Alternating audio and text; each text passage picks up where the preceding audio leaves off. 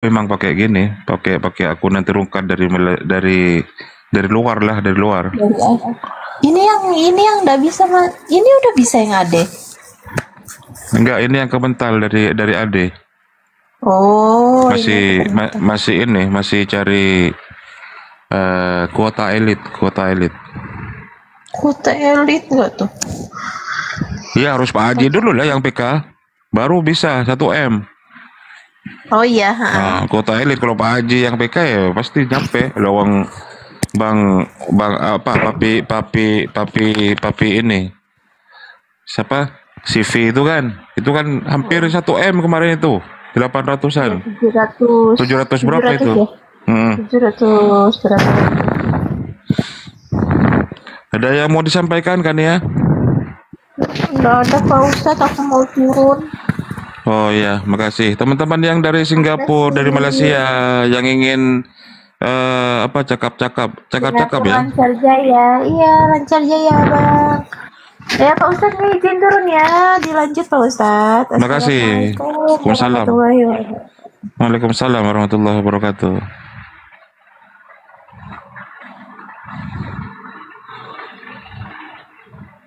Dari Burundi hadir.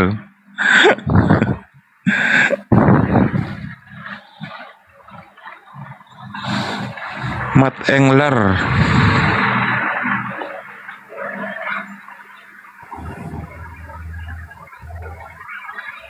Malaysia aman. Ini teman-teman Malaysia semua penontonnya ini kebanyakan. Mayoritas Malaysia. Mat Engler, selamat malam Mat Engler. Mat Engler, selamat malam. Aduh, nyampe ke atas. Malah ngopi. Kang Dito. Kang Dito. Iya, gantian lah Kang Dito. Capek saya dari tadi. Aduh. Iyalah kerja mah. Tadi Bunda Hadijah itu beliau ini yang sering support kita juga. Oh gitu ya. Iya, aku ada WA tadi itu, makanya aku diem aja. Kalau dulu itu yang saya tahu Bunda ini Unilendra dari Australia yang sering support. Iya. Tapi beliau itu pernah nggak diperbolehkan kerja oleh suaminya. Makanya dia agak rehat sampai sekarang.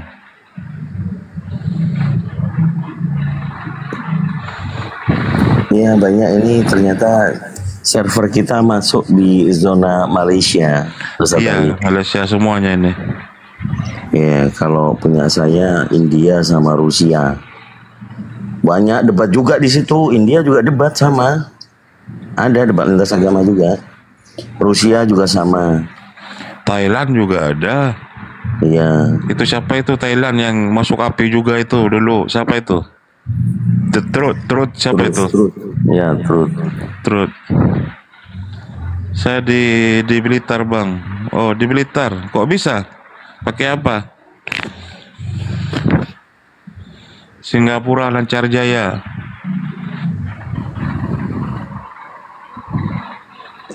Ya, daripada Indonesia, Kang Dito bersama dengan Gurunda dan juga host Ustadz Arif RH, ada Felix, ada Ustadz Felix dan Bunda Rahma.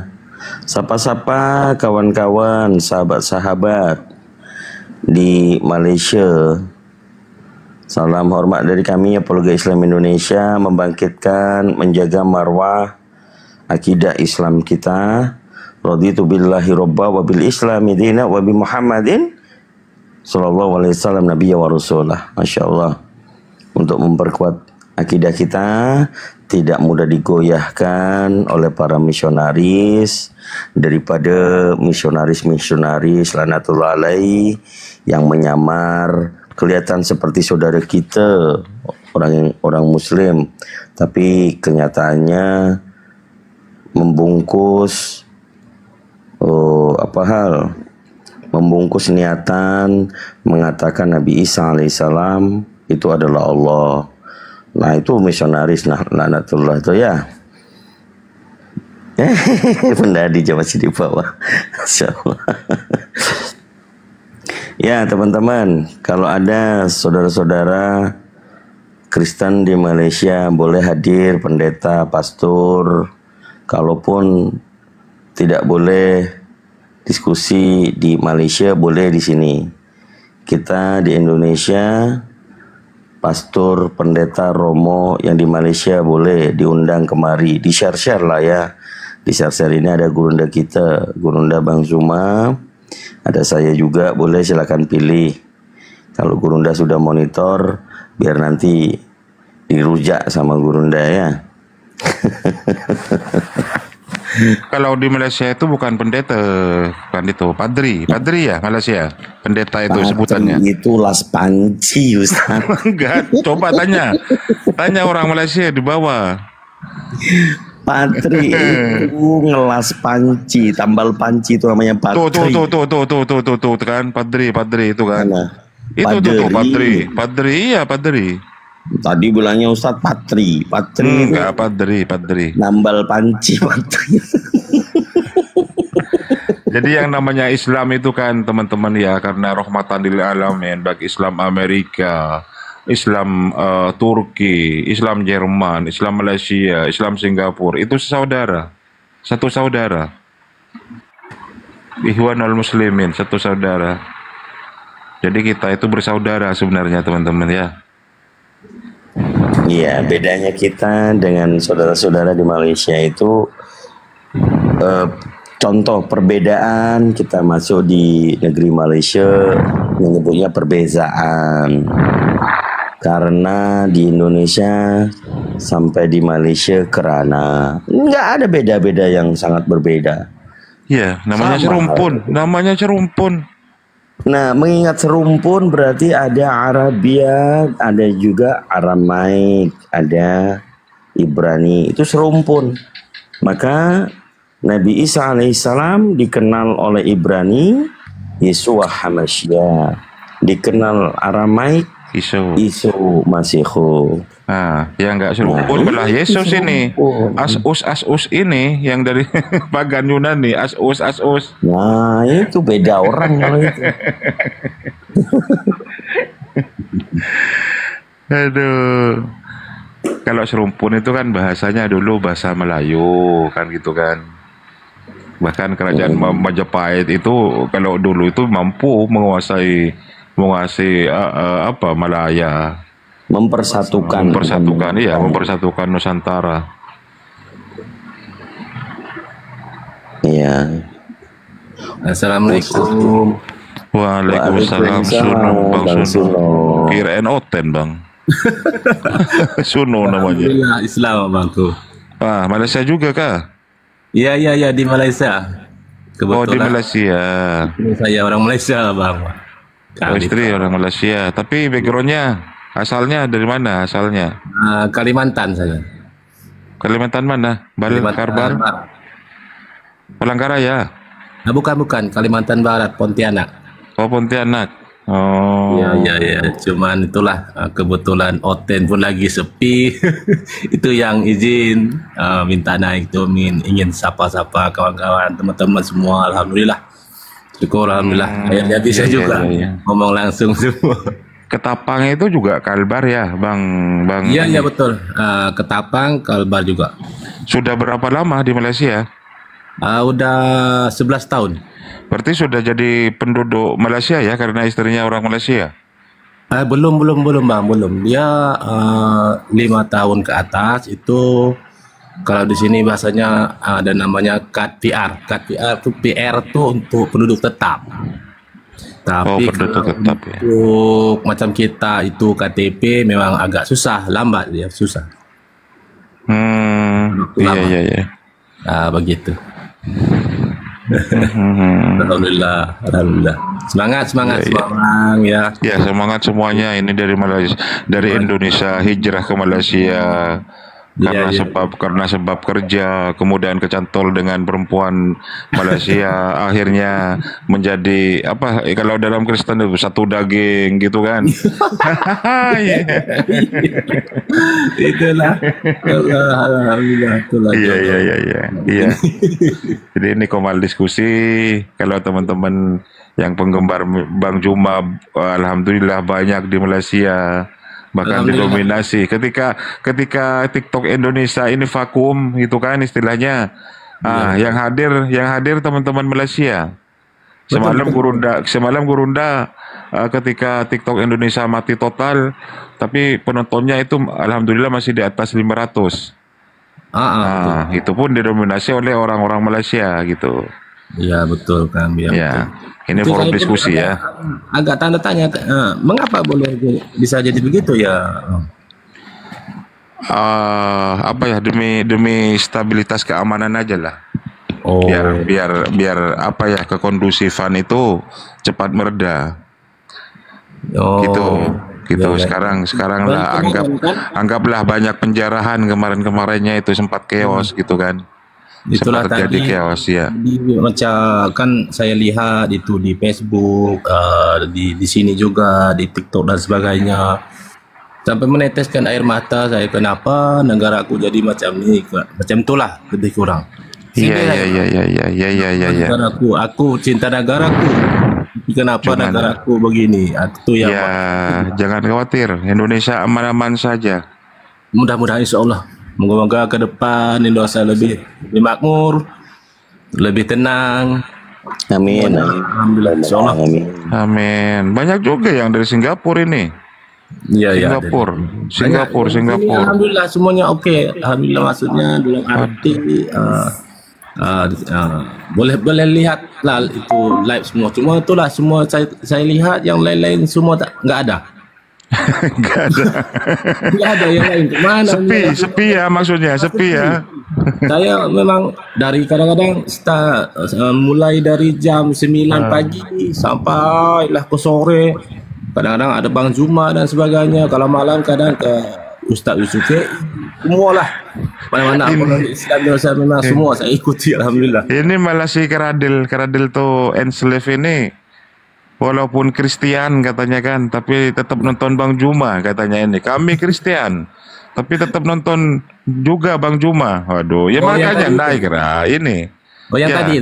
iya, naiklah. Jadi gini dia Bang, kalau di sini maksudnya kalau di Sabah memang dulu memang kebanyakan situ mungkin dalam 50% itu Kristen itu, kalau di kita itu ibaratnya di Kalimantan itu Dayak lah. Orang asli. Oke, iya. Saya sambil lalu baca tippingan-tippingan di sini Bang ini. Iya. Saya dari Malaysia. Saya sayang sama Bang Juma dan teman-teman semua. Iya, Iya, saya juga dari Indonesia ya, sayang pada teman-teman pendukungnya Bang Juma, fannya Bang Juma yang ada di Malaysia. Ya, hilangkan sara dulu ya teman-teman ya. Kita satu semenanjung, satu Iya. rumpun ya, satu rumpun ya. Kita Ya, bersaudara yuk. lebih tepatnya berbeda-beda bangsa, kita tetap umat Rasulullah Sallallahu Alaihi Wasallam. Betul. Gurunda Bang Juma tahun nanti nyapres biar Indonesia aman. Waduh. Amin, insyaallah. Iya, insya Allah ya. Calon presidennya nanti Gurunda Juma, wakil presidennya Bang Blender, gitu ya. Terus fotonya pada ditaruh di mana dong? Aduh. Hotel Malaysia tidak berani menghujat, langsung dihajar oleh rakyat. Bener kan? Oke lah untuk Abang Arif, Ustaz Kang Dito, Bunda semua mohon izin turun dulu. Oke Bang Suno, makasih Bang Suno ya atas atensinya. Teman-teman semuanya yang di bawah yang dari Malaysia, Ya. terima kasih atas atensinya, atas supportnya, atas dukungannya terhadap Gurunda sebagai akun dari Ketua Pembina Apologet Islam Indonesia yang ada di Indonesia. Alhamdulillah sudah mampu hegemoninya, pengaruhnya melanglang buana sampai ke berbagai negara ya. Oh, alhamdulillah. Oke, assalamualaikum semua, izin turunnya. Makasih Bang Sono, gantian Bang Kang Dito, saya udah capek Kang Dito. Udah dinaikkan. Ya, makasih. Disapa-sapa dulu Kang Dito. Norjab, ini siapa ini? Norjab. Ya, Kak Nurjab, assalamualaikum.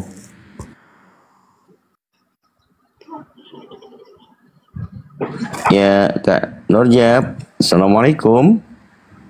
Daripada Waalaikumsalam. Waalaikumsalam. Masya Allah. Dari mana ada yang mau disampaikan, Ibu? Dari Kedah, Malaysia. Seronok menonton tidur malam. Seronok. Sunyi. Sunyi kan TikTok Iya, Indonesia Bu. mati. Iya.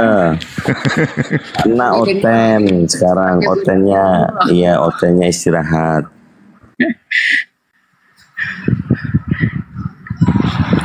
Yang kemarin akun Janji Manis yang kemarin debat dengan Bang Juma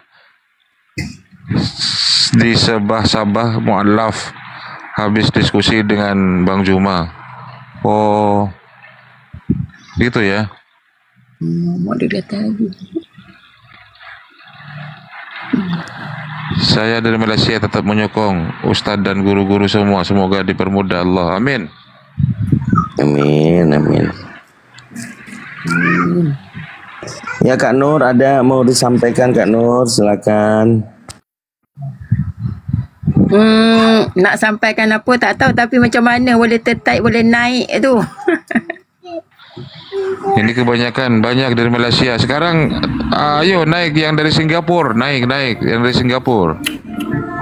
Singapura mana? Singapura suaranya mana? Suara Singapura. Nak turun tak pandai macam mana ni. Oh, tak bisa turun kah? Tak bisa turun ke?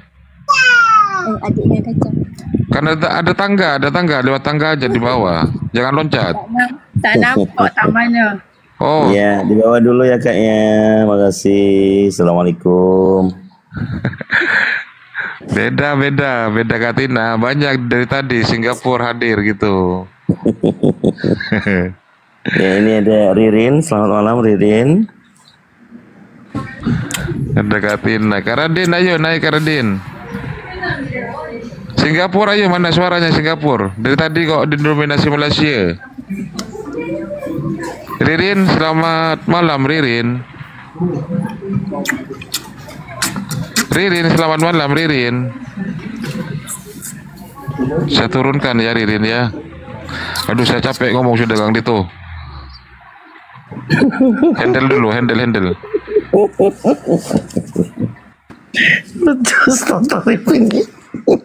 Oh, ini ownernya Singapura.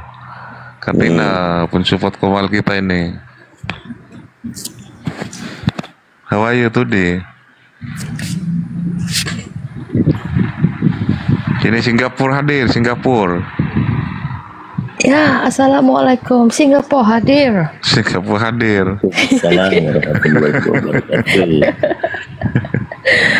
Aduh. Assalamualaikum warahmatullahi wabarakatuh, Princess. Bunda Rama. Ya, Tina. Sehat? Alhamdulillah. Alhamdulillah. Mana itu Bunda Mila turun? Sebentar beliau tadi kayaknya habis tenggelam. Tenggelam kan dia tadi. Oh. Iya, apa tenggelam karena jaringan apa top up nggak tahu saya.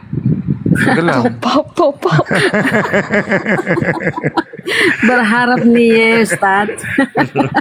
Iya Bunda Mila kan biasanya. Betul. Minimal gurunda. Oke, lanjut teman-teman. Aku nyimak nih sambil lihat-lihat berita-berita seputar. Nggak bisa begitu Bunda Rahma sekarang yang layanin tamu-tamu kita dari Singapura. Boleh. Ya, yang dari Singapura, mau ke Singapura. Tadi banyak Singapura yang komen-komen. Karadin. Kita ini Oh, alhamdulillah ada Bunda ya. Saya Bun, masa Ustadz Arif dia pikir Bunda top up kalau Nah, itu nyelam. tenggelam. Iya, nyelam kan. Padahal nelpon. Itu kan. Sudah jangan Malaysia diganggu dulu. semua ya. ramai je Malaysia. Kuala Malaysia. Lumpur, Seremban. Selamat hari jadi Malaysia ya, tanggal 31 kemarin. Ulang tahun Malaysia merdeka dari penjajah Inggris. Jadi mereka pun pernah dijajah ini ya. Apa sih? Ini ada Keradil, ada Gurunda monitor Gurunda kalau mau diskusi Gurunda. Saudara Kristen yang sopan santun. Oh hari ini ya, selamat ulang tahun ya Malaysia, selamat hari jadi Malaysia. Hari kemerdekaan. Hari terima kasih. Kemerdekaan Malaysia ya. Ya, hari ini hari Merdeka Day, ya. Iya Karadin, tapi gini Karadin, kalau masih masih menyembah belum merdeka. betul. Kalau masih menyembah manusia belum merdeka lah. Pakcik, kalau masih menyembah Indonesia sesama tanggal berapa hari manusianya, kemerdekaannya? kalau masih menyembah sesama manusianya ya belum merdeka lah Pakcik. Gimana ini Pakcik? Ketawa. Di Indonesia tanggal berapa ya sambutan? 17 Agustus sudah lewat. Sudah lewat. Oh, bulan Indonesia baru Agustus juga, ya. Malaysia. Agustus juga. Kalau Singapura berapa, Mbak Tina? Singapura 9 Ogos juga rasanya. 9 Oh, 9 Masya Ogos. Allah, keren. Kan Wih. 9 Ogos, Bulan 13 kemerdekaan ya. Ogos. 31 Ogos. Semua Ogos. Saya tanggal lahirku juga bulan lahirku juga Agustus. Mantapnya. Wah. Bang Bilih Prayogi ini nggak Mau asing namanya. kirim hadiah boleh ya, walaupun terlambat. enggak lanjut. Silakan. Iya. Bang Zuma mana Bang Zuma? Waduh, Bang Zuma ditantang nih, Gurunda. Gimana ini Gurunda? Bukanlah, bukan menentang lah. Aduh, silakan Kang Dito dulu. Di ini, telateni Kang Dito. Iya, saya orang yang paling susah cari baik. aturan, ya. Saya orang yang paling baik sama Kristen. Ya, ikut arus saja. Ikut alur. Kita Ya, ini kan memang harus. di diskusi lintas agama ini tidak pernah memaksakan orang Kristen untuk masuk agama Islam, tapi minimal keluar dari Kristen itu dulu. karena kalau orang pintar, orang cerdas, bukan berarti Pak Kridel nggak pintar dan nggak cerdas, tapi kepintaran dan kecerdasan itu ditutupi oleh dogmatis. Yang penting ditebus, yang penting Jesus Tuhan, gitu kan? Ini yang rata-ratanya, gitu. Kita melihat bahwa sebenarnya nggak ada manusia itu bodoh, itu nggak ada. Tapi manusia egois banyak, gitu. Egois kenapa? Orang di sini saya dari kecil diajarkan Yesus itu Tuhan, kami ditebus dosanya. Itu yang bikin egois. Padahal tidak ada di dalam Bible sekalipun dikatakan tentang hal itu. Itu, maka kita diskusikan ini secara yang tertulis. Apakah Bible otoritas sebagai petunjuk manusia atau justru tulisannya tidak begitu, tapi orang yang melihat mengajarkan Bible itu berbeza dengan yang tertulis. Itu Mr. Cradle. Oh, gimana Pokoknya di tuh? sana. Contoh ya. Contoh nih. Jesus say Pak Kridel ada bawa Bible kan, supaya kita bisa diskusi, bukan untuk mengganggu keimanan, tapi kita menunjukkan kalau saya nih dari Katolik, dari Kristen sebelumnya, kemudian masuk Islam, Oh, Kang bukan Tito kemudian dari Kristen ya? ya dari Katolik. Oh, Beda, orang Katolik tidak mualaf pernah ya? mau disebut Kristen, ya. Orang Katolik tidak mau disebut Kristen. Orang Katolik bukan Kristen. Yang Kristen itu Protestan. Itu. Oke, oke. Nah, kalau Pak Kridel benar-benar mau diskusi, kita dengan data tidak memelintir apa yang ditulis di Bible kita baca tanpa menggunakan dogma atau keegoisan, pokoknya yang penting itu tidak boleh. Tak punya ni Itu Bible boleh. ni di aku. Udah ada, oke. Tak ada. Wah, macam mana tak ada? Tengah kerja pokoknya, Kang. Oke lah. Ya mungkin sambil lalu dicatat saja supaya nanti bisa kalau nyampe di rumah dibuka lagi Bible-nya. Dicatat dulu. Yesus mengatakan menurut Gospel Yohanes chapter 4 verse 22, Jesus said, bahasa Indonesia ya, bahasa Melayu saja supaya kawan-kawan yang lainnya juga menyimak. Oh. John chapter 4 verse 22, Yesus mengatakan, kamu menyembah yang tidak kamu kenal. Kami menyembah yang kami kenal. Yesus mengatakan kami menyembah apa yang kami kenal. So, Jesus menyembah siapa? Alright? Jadi Yesus punya sembahan. Yesus punya sembahan. It means Jesus have a God. Yesus punya Tuhan. Itu kata Ya, siapa correct tadi? me if I'm wrong. Kamu menyembah yang tidak kamu kenal, kami menyembah yang kami kenal tu. Itu dari siapa? Dari mulut Yesus. Dari kesaksian Yesus Perkataan sendiri. Yohanes, perkataan Yesus sendiri. Perkataan Yesus sendiri. Bagi aku John berapa tadi? chapter 4. John chapter 4 verse 22. Yohanes pasal 4 Okey. nomor 22. 4:22 John. Yes. Okey, saya dah salin ni. Okey. Sambung, Kang. Ya. Ya. Jadi di situ Yesus mengatakan, kamu menyembah yang tidak kamu kenal, kami menyembah apa yang kami kenal. Sebab keselamatan datangnya dari bangsa Israel. Okey. Okay? So, Yesus mengajarkan bahwa keselamatan datangnya dari bangsa Yahudi. Ya benar. Benar. Paulus ya, cakap orang-orang Kristen, Paulus ini rasul ya, yang diutus oleh Yesus katanya, ya kan? Iya, Bang, Rasul Paulus. Ya, Paulus ini mengajarkan kepada jemaat Yahudi atau di luar Yahudi.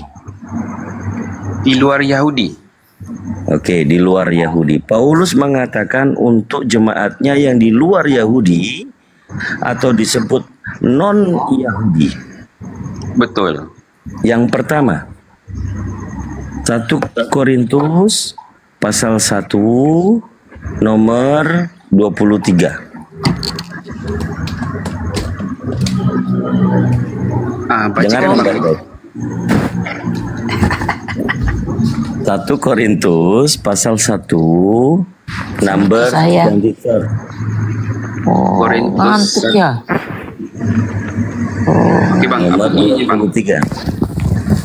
Aduh. Bunyinya, kata Paulus, kami memberitakan penyaliban Kristus bagi Yahudi adalah suatu batu sandungan. Kamu Niko makan. Tetapi bagi non-Yahudi atau bagi Kristen adalah suatu kebodohan. Gak benar itu.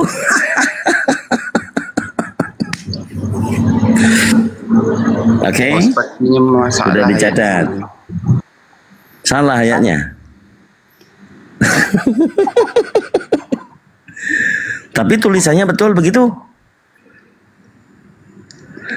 Bagi Yahudi sebagai batu sandungan. Bagi Kristen non-Yahudi, jemaatnya Paulus adalah suatu kebodohan.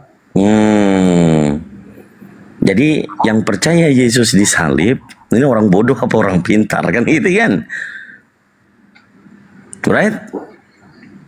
Oke. Kemakna inti. Paulus mengajarkan kepada non-Yahudi. Dia bersih tegang dengan Petrus murid Yesus. Galatia 2 nomor 14. Petrus diutus untuk orang Yahudi. Manakala Paulus untuk orang di luar Yahudi, Bang. Yes. Jadi di situ Paulus mengatakan kepada Petrus, tapi disebutnya di Gospel, di Bible, itu disebutnya bukan Petrus, tapi Kefas. Kefas itu nama Petrus yang tidak difamiliarkan. Menjadi Kefas. Kefas itu Petrus. Oh, tak tahu saya cerita ini. Nah, harus tahu. Sebagai orang Kristen, jangan kalah dengan orang Islam. Pandai semua hafal itu kejadian sampai revolution. Iya. Orang Islam, khususnya debater apologet Islam Indonesia, tidak ada satupun kita itu yang tidak membaca Bible keseluruhan. Kami semua tahu, apalagi gurunda kami. Ya. Jadi itu dulu. Dipisahkannya disebut Konsili Yerusalem. Tentang pembagian jemaat, Petrus dengan teman-temannya mengajarkan ajaran Yesus kepada Yahudi. Paulus dan Timotius dan Titus murid-muridnya atau gerombolannya ini mengajarkan bani yang tidak bersunat atau non-Yahudi. Oke. Nah, kita ambil tentang kenapa Paulus harus mengikuti perkataan Yesus karena keselamatan, sebab keselamatan datangnya dari bangsa Yahudi. Jadi dia memberitakan keselamatan itu kepada non-Yahudi untuk menjadi Yahudi. Tapi bukan Yahudi keturunan yang asli. Menjadi Yahudi rohani. Betul. Kita baca di Roma 2. Kita baca di Roma 2 nomor 28. Yang disebut Yahudi bukanlah yang lahiriah. Ya, rohani itu maksudnya rohani. Padahal tidak ada keturunan Yahudi, dia memaksakan mengajarkan orang di luar Yahudi menjadi Yahudi rohani. Jawabannya, Yesus di kitab Revelation mengatakan kepada Yohanes bin Zebedius, ya, Wahyu 3 nomor 9, tulisan merah di situ, Yesus berbicara, lihatlah, ada jemaat setan, ada beberapa orang dari jemaat setan, mereka menyebut dirinya Yahudi padahal bukan. Siapa jemaat setan ini? Yang mengaku Yahudi padahal bukan. Itu Yesus yang berbicara, yang bercakap. Ada jemaat, ada beberapa orang jemaat setan, jemaat iblis, yang menyebut dirinya Yahudi padahal bukan. Jemaat siapa itu? Maksud Jemaat abang Paulus. di sini jemaat Paulus kah? Exactly.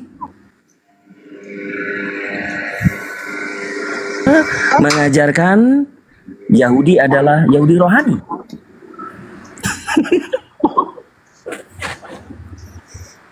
Kita pelan-pelan tapi mohon maaf, jantungnya pindah ke kanan. Yalah bang, aku pun sebenarnya agak kurang ahli ya bang. Tapi aku suka mendengar lagi bang, lanjutkan bang. Iya. Sebenarnya bukan tentang ahli dan tidak. Bukan tentang ahli dan tidak. Tapi bagaimana iman tanpa perbuatan hakikatnya adalah mati. Iya. Betul? Betul. Ada tuh. Yakobus pasal 2 nomor 17. Iya betul. Nah, Markus pasal 16 nomor 15. Beritakanlah Injil kepada seluruh makhluk. Makhluk apa yang bisa diinjili? Bisa nginjili semut. Oh, manusia bang maksudnya. Kepada semua manusia maksudnya. Di situ beritakanlah Injil kepada seluruh makhluk. Barang siapa yang percaya akan dibaptis. Barang siapa percaya dan dibaptis akan diselamatkan. Iya. Barang siapa yang tidak percaya harus dihukum. Betul. Tanda-tanda orang yang percaya mengusir setan dengan namaku, memiliki bahasa-bahasa baru, bahasa roh. Betul? Lalu memegang ular. Ular siapa yang dipegang? Yang keempat, minum racun. Abang mau disuruh minum racun? Oh, itu berkenaan dengan minum racun tak mati tu ya? Iya. Macam mana tuh? Oh, itu kalau menurut saya bang, bukan tujuannya untuk kita minum racun tu. Kalau kita minum racun memang mati. Itu mungkin kiasan gitu. Tak, bukan kiasan. Tanda-tanda orang yang percaya mengusir setan dengan namaku, memiliki bahasa baru, memegang ular, minum racun mau tidak mendapat celaka. Ini tanda-tanda orang yang percaya. Pak J percaya sama Yesus? Percaya saya. Ya silakan diuji. Minum racun. Tapi tak nak lah aku minum racun, matilah aku.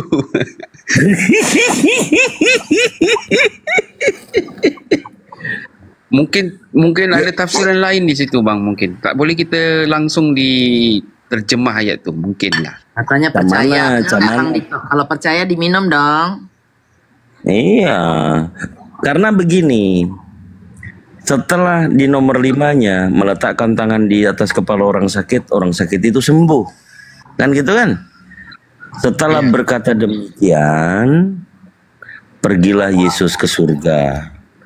Berarti ini kata-kata terakhir bukan? Iya. Ya udah, kalau kata-kata terakhir itu warisan bukan? Warisan yang harus dianggap amanah bagi orang yang percaya, mengusir setan dengan namaku, memiliki bahasa baru, memegang ular, minum racun maut. Jadi dokter spiritual, kan gitu. 5 nih tanda orang percaya katanya. Iya bang, betul. Maka barang memang siapa lah, yang memang ada melakukannya, yang pening sikit memang. Kenapa pening? Sebab yalah itu kan rumit memahaminya bang kan. Maksudnya bukan kita kata tak jelas. Tapi yang tertulis memang begitulah. Ya. Jadi jangan disandarkan pada pengertian kita sendiri. Kalau kami umat Kristen tu jangan bersandarkan pada pengertianmu sendiri gitu. Oke, pengertian secara akademis. Abang ada laptop situ? Tak ada, Kang. Oh, tak ada. Saya di telefon ni je satu-satunya ni tak ada. Okey, dicatat dulu nanti. Ya, dicatat dulu nanti. Buka search Google Chrome or browsing other Mozilla apakah. Ketik www.codexsinaiticus.com. Codexsinaiticus.com. Codex Sinaiticus itu adalah kumpulan manuskrip original berbahasa Ibrani dan Yunani. Oh, Di situ yang tadi saya cakap, yang tadi saya baca, Markus 16 hanya ada sampai ayat 8. Nomor 9 sampai nomor 18 dan seterusnya itu kosong. Gurunda sudah hadir. Lanjut Gurunda. Masya Allah. Bismillahirrahmanirrahim. Assalamualaikum warahmatullahi wabarakatuh semuanya. Mohon maaf, saya baru tiba dari planet Pluto melihat keadaan di sana. Alhamdulillah aman. Ya, gimana teman-teman yang ada di YouTube? 1121 yang nonton di sana. Apa kabar semuanya, sehat kan? Yang di TikTok juga ada 3.640 manusia yang melihat. Masya Allah, luar biasa ini. Ya, ada perbincangan yang menarik. Silakan. Oh, enggak ada Bang Duma. Tadi perasaan sama beliau ini ya. Bang Duma. Iya Gurunda. Oke. Yang ditelepon sama bosnya itu ya. Iya, yang ada. Oke. Iya Bang Duma, saya yang tadi tu. Iya, udah sampai mana materinya? Agak tuh. Wasit ternyata Bang ini ya. Sampai materi sebenarnya tadi kita sudah bawakan ke jemaat setan Gurunda. Matem ya. Wahyu 3:9. Kemudian pembuktian secara transmisi Bible. Oke. Baik. Silakan saudara, siapa namanya? Esther. Siapa? Marta, bukan? Kredel. Oh, Kredel. Bukan Sulistio, bukan kan? Silakan. Iya Bang Iya. Duma. Ya, gimana? Ini sebelum ini kita umumkan dulu teman-teman yang ada di YouTube, mau sampai bom itu hamil 9 bulan, kalian tidak akan pernah bisa menemukan live TikTok karena yang bisa live TikTok ini hanya mereka yang memiliki link ke luar negeri. Jadi aplikasi yang kita gunakan ini server luar. Kalau saya punya ini Pluto, kalau Dinda Dito ini dari Mars.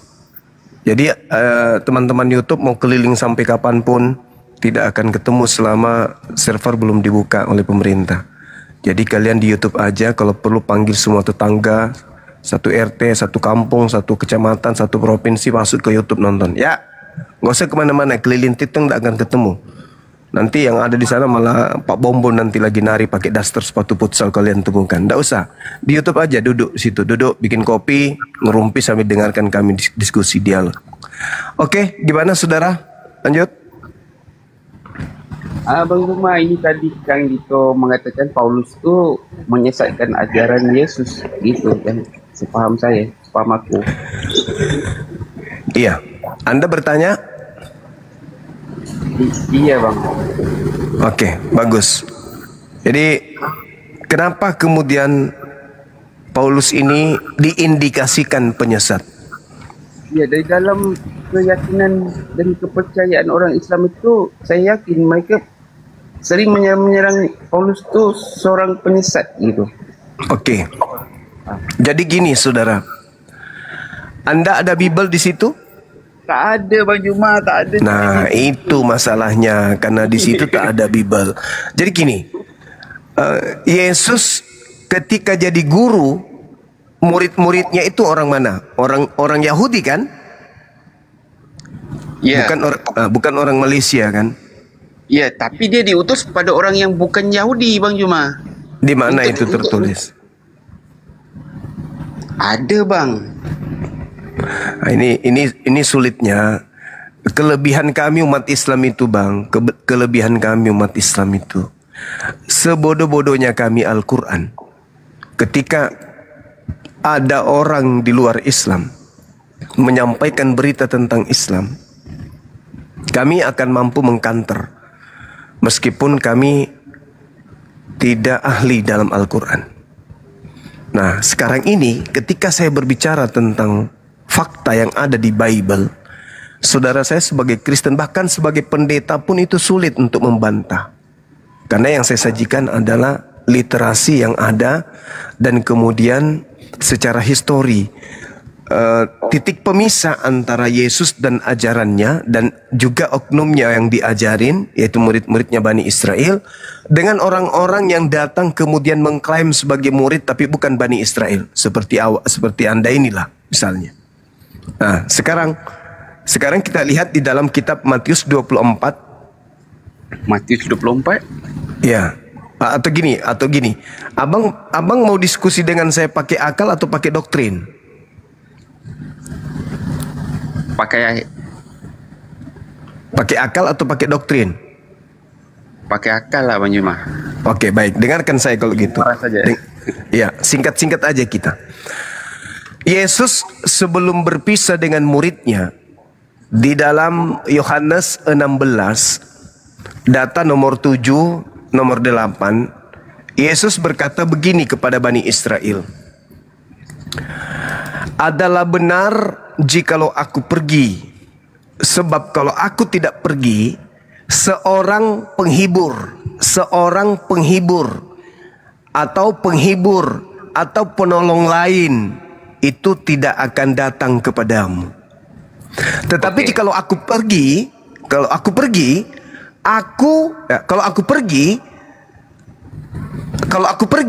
dia akan diutus kepadamu.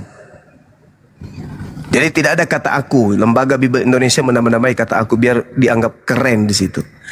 Adalah benar jikalau aku pergi, sebab kalau aku tidak pergi, maka penghibur itu tidak akan datang kepadamu. Tetapi jikalau aku pergi, dia akan datang kepadamu. Pertanyaan saya, menurut Yesus, dia harus pergi, sebab kalau dia tidak pergi, penghibur itu tidak datang. Nah, penghibur yang datang menurut Yesus ini siapa? Oknum lain atau Yesus sendiri? Kalau kami, Yesus berbicara tentang Roh Kudus tuh bang. Nah, yang datang Roh Kudus apa Yesus? Roh Kudus. Oke, tepuk tangan untuk itu. Jadi kita sepakat, Anda dan saya sepakat, yang datang adalah Roh Kudus. Adalah lebih baik jikalau aku pergi, sebab kalau aku tidak pergi, maka Roh Kudus itu tidak akan datang kepadamu. Maka aku harus pergi, sebab kalau aku tidak pergi, Roh Kudus tidak datang. Yesus pergi, tak terangkat dia ke langit. Yang datang adalah Roh Kudus. Sepakat kita ya? Iya bang. Tahun 52, ketika ada orang yang mencari murid-murid Yesus untuk dianiaya, dibunuh dan seterusnya, bernama Paulus. Dia mengaku ketika dia ke Damsyik, di dalam Kisah Para Rasul 22, di situ dia mengaku bertemu dengan siapa?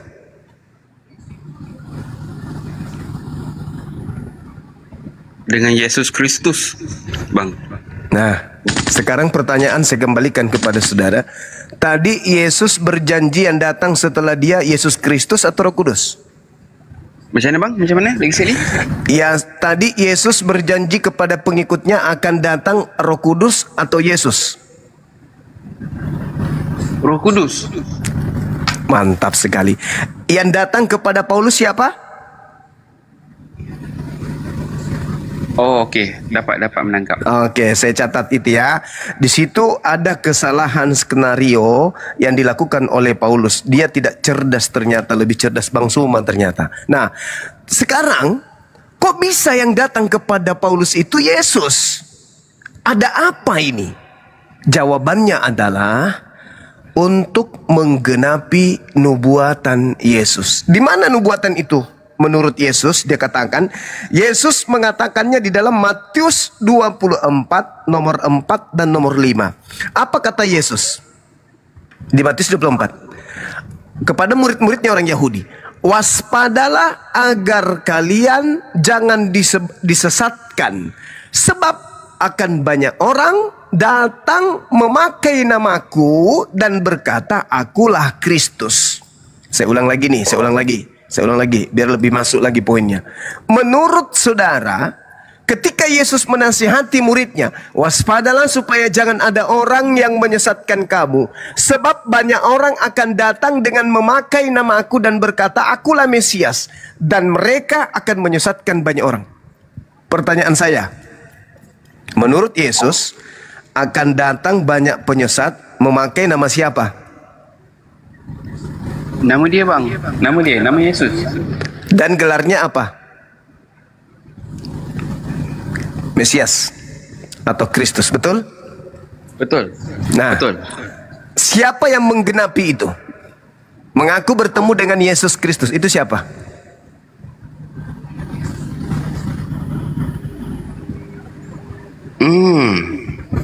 Oh, oke. Maksudnya Paulus. Jadi, Maksud abang Paulus kah? iya. Siapa lagi? Makanya Paulus itu mengirim surat, bukan mengirim surat ke Yahudi, mengirim surat ke sana, keluar daripada Yahudi. Kenapa? Karena tidak mungkin Yahudi bisa diajarkan bahwa hukum Taurat itu adalah sampah. Filipi 3 nomor 8, hukum Taurat itu sampah. Tidak mungkin Benar Yahudi. juga, Mat. Iya, gimana? Silakan.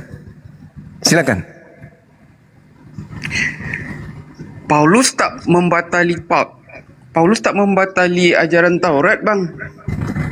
Kata siapa? Secara seremonial tu ada. itu hukum yang dibuat sendiri. Setelah dibatalkan semua hukum Tuhan, dia bikin replika. Dia bikin kemudian sesuatu yang sama dengan hukum Tuhan.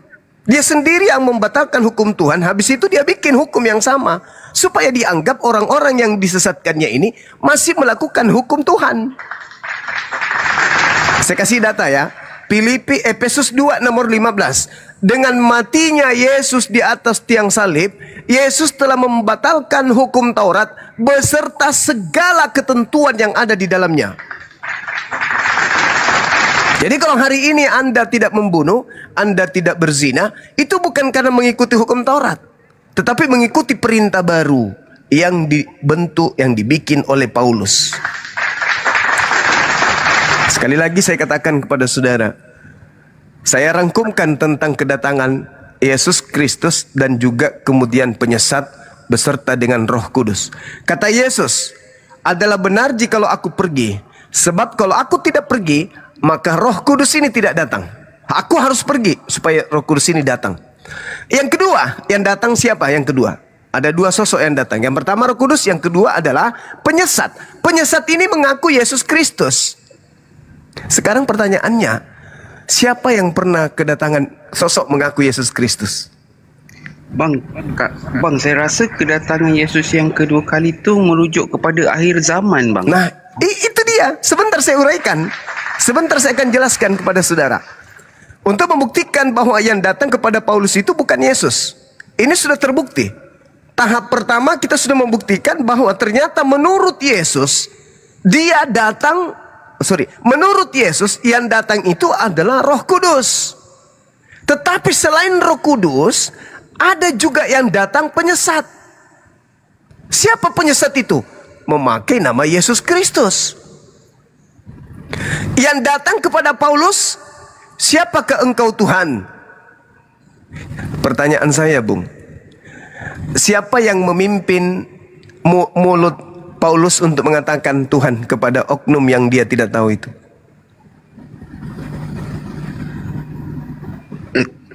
Tak tahu saya bang semua. Nah, jadi kemudian ketika dia mengatakan akulah Yesus Kristus yang kau aniaya, tergenapi nggak terkait dengan penyesat tadi?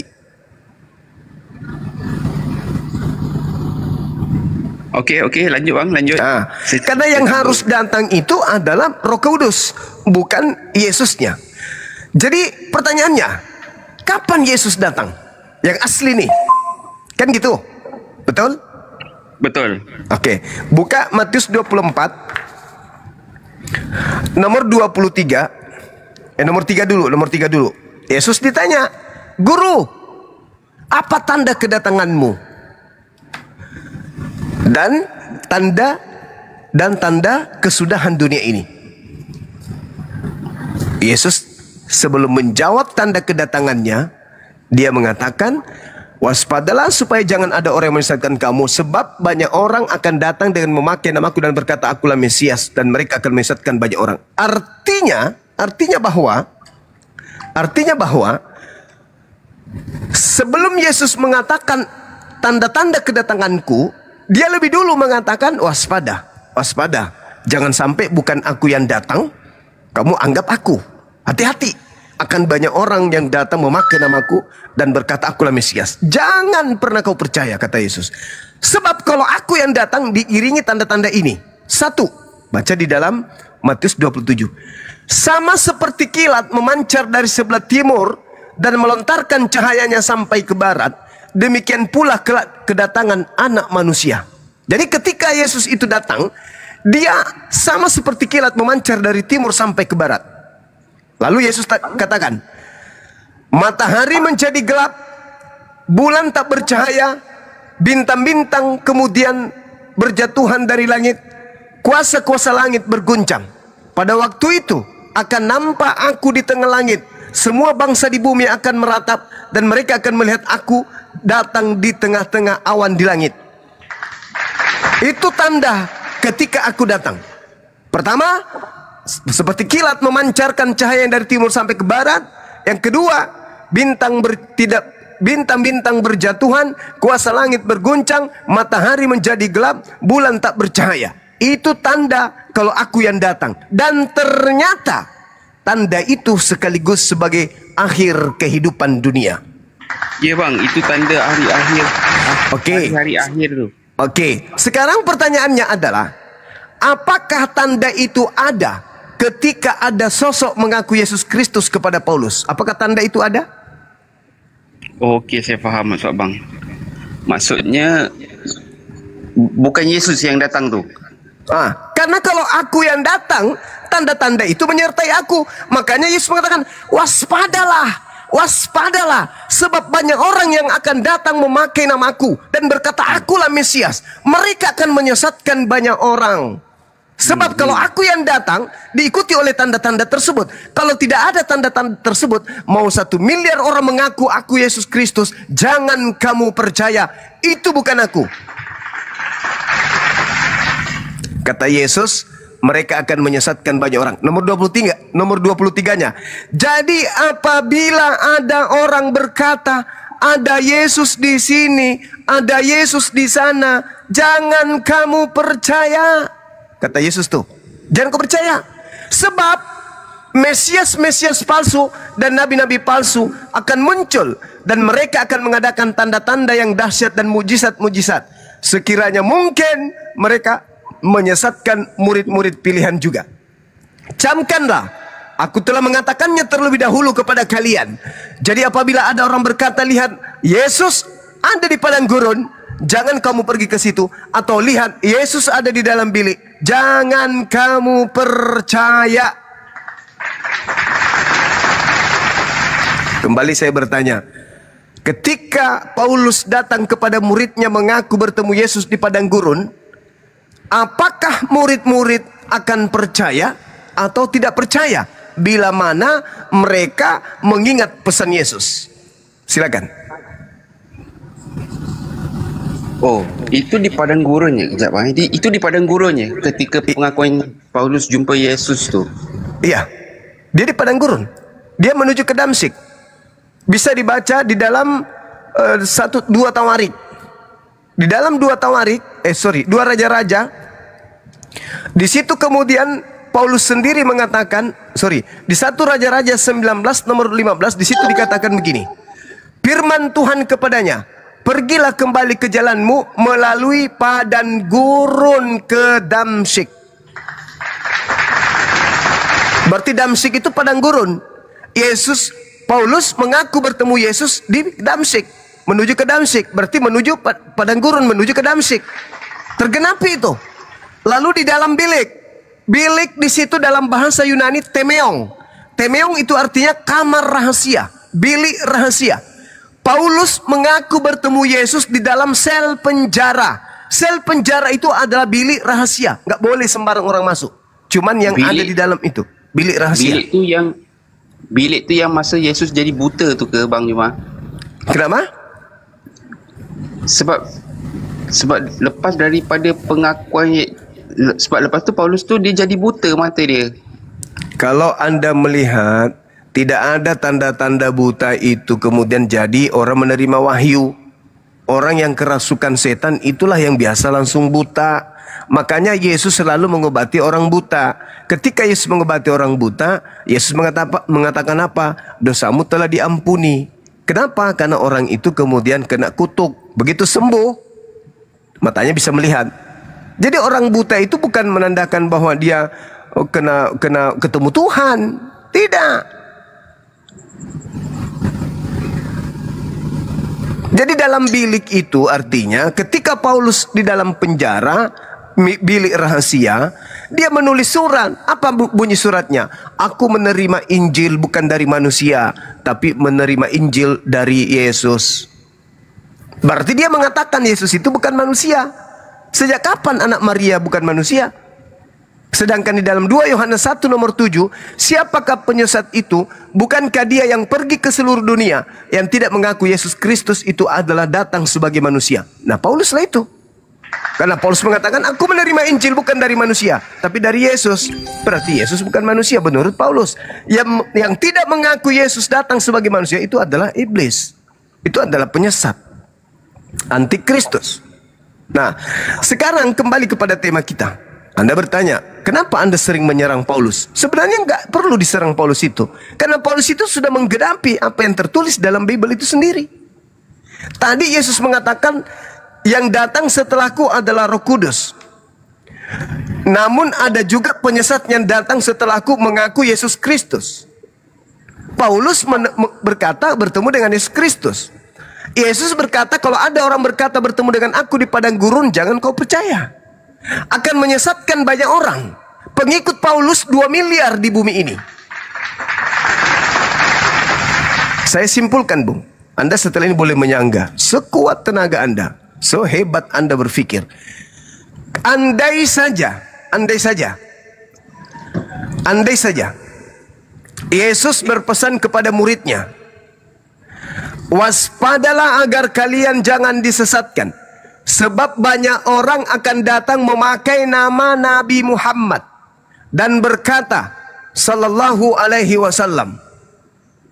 Mereka akan menyesatkan banyak orang. Pertanyaan saya kepada saudara, andai saja Yesus berkata begitu, siapa banyak orang yang disesatkan oleh penyesat tadi menurut saudara?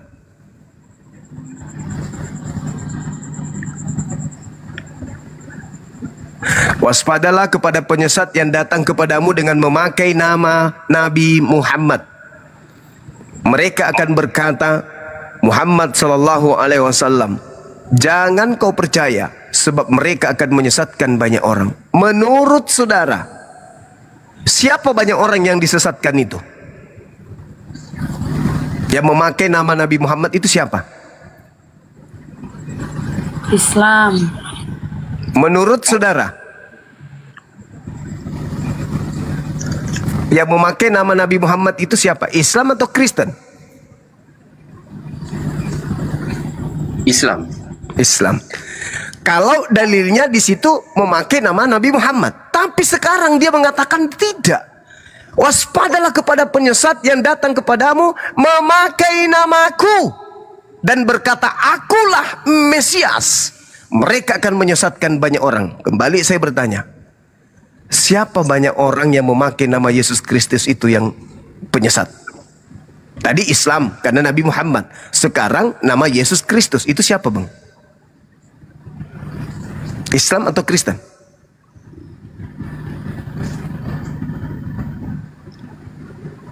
Oh, ini kisah ni tak ada hubungan dengan Islam, bang.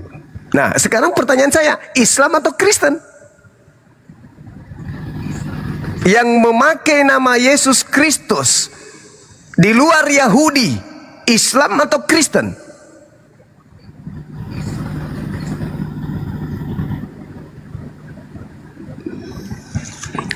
Waspadalah kepada penyesat yang datang kepadamu memakai nama aku Yesus dan berkata akulah Mesias, Yesus Kristus atau Yesus Mesias. Mereka akan menyesatkan banyak orang. Siapa mereka yang banyak orang ini yang memakai nama Yesus Kristus untuk menyesatkan orang lain? Siapa itu? Islam atau Kristen?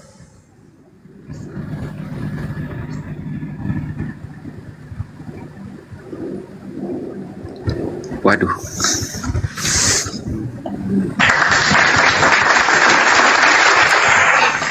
Sejati tahu aku, Bang Juma. Sejatinya ketika Anda berbicara Roh Kudus tadi, muncul pertanyaan yang datang kepada Paulus mengaku Yesus Kristus. Lalu Roh Kudusnya kemana? Roh Kudusnya kemana? Aku akan minta, Yohanes 14 nomor 16, aku akan minta kepada Bapa agar Bapa mengutus seorang penolong lain. Penolong lain ini datang disebut sebagai penghibur. Penghibur ini datang didatangi oleh Roh Kudus. Wa qulil haqqu mir rabbikum, kebenaran itu datangnya dari Allah. Sehingga diurai mana yang harus dilakukan, mana yang harus ditinggalkan. Yang mau beriman silakan, yang tidak mau beriman silakan. Itu yang dikatakan kemudian. Nah, itu pengajaran Roh Kudus tuh. Yelah, betul. Sebab dia akan menyertai kamu sampai selama-lamanya. Sampai selama-lamanya. Oke, sekarang kita buktikan. Sekarang kita buktikan siapa Roh Kudus itu. Apakah di Islam atau di Kristen? Tadi yang datang kepada saudara adalah Yesus Kristus. Yang datang kepada kami umat Islam adalah Roh Kudus. Mana buktinya? Al-Quran. Qul nazzalahu ruhul qudusi mir rabbika bil haqq. Yang datang kepada Nabiku Muhammad itu adalah Nabi Muhammad itu adalah Roh Kudus. Qul nazzalahu ruhul kudus. Jelas di dalam Al-Quran. Nah, sekarang yang datang ke Islam adalah Roh Kudus. Yang datang kepada Kristen adalah Yesus Kristus. Penyesat datang memakai nama Yesus Kristus. Yang membawa manusia kepada jalan kebenaran adalah Roh Kudus. Roh Kudusnya datang ke Islam, Yesus Kristusnya datang ke Kristen. Mari kita buktikan, dia akan menyertai engkau selama-lamanya. Sekarang ketika umat Islam ditanya, Nabi Isa alaihissalam bertanya kepada Bani Israel, Man ansari ilallah, siapa di antara kalian wahai Bani Israel yang akan menolongku mengajarkan jalan lurus ini kepada Allah? Akulah jalan, akulah kebenaran, akulah hidup. Tidak ada yang sampai kepada Bapa tanpa melalui aku. Siapa di antara kalian yang akan mengajarkan aku, yang akan membantu aku melanjutkan misi ini? Nahnu ansarullah. Kata murid-muridnya, kamilah yang akan menolongmu untuk mengajarkan ajaran Tuhan agar manusia Bani Israel menuju kepada Allah. Nah, sekarang mari kita buktikan. Dia Roh Kudus ini akan menyertai engkau selama-lamanya. Yesus mengajarkan dirinya kepada Bani Israel. Aku adalah utusan Allah kepada kalian. Matius 15 nomor 24. Matius 10 nomor 5 nomor 6. Yesus berpesan kepada ke-12 muridnya agar jangan ke bangsa lain. Tetapi pergilah kepada domba-dombaku yang yang sesat dari umat Israel. Matius 15 nomor 24. Aku diutus hanya kepada domba yang sesat dari umat Israel. Al-Quran mengatakan,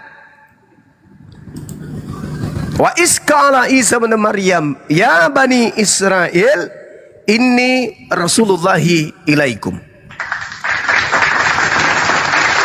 Yesus mengatakan, aku utusan Allah hanya untuk Bani Israel. Al-Quran menjelaskan Nabi Isa diutus hanya untuk Bani Israel. ajaran Yesus yang datang kepada muridnya masih langgeng sampai hari ini di Islam. Yesus mengaku kepada murid-muridnya, akulah jalan, akulah keselamatan, akulah hidup.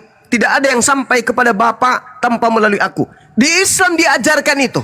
Man ansari ilallah, siapa yang akan menolongku untuk menuju kepada Allah? Nahnu, kami. Subhanallah. Terpapar dengan sangat jelas. Ajaran itu sampai hari ini masih ada. Sekarang ajaran Yesus yang diberikan Yesus kepada murid-muridnya, apakah masih ada di Kristen hari ini? Nggak ada. Saya kasih contoh. Matius 19, Yesus ditanya,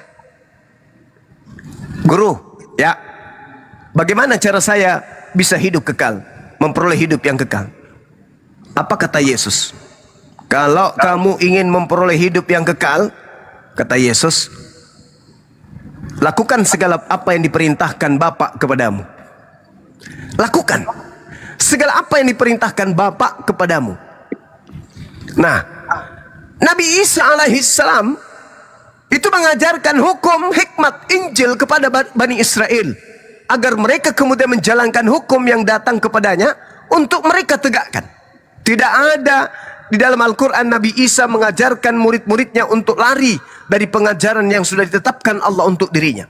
Bagaimana dengan Kristen?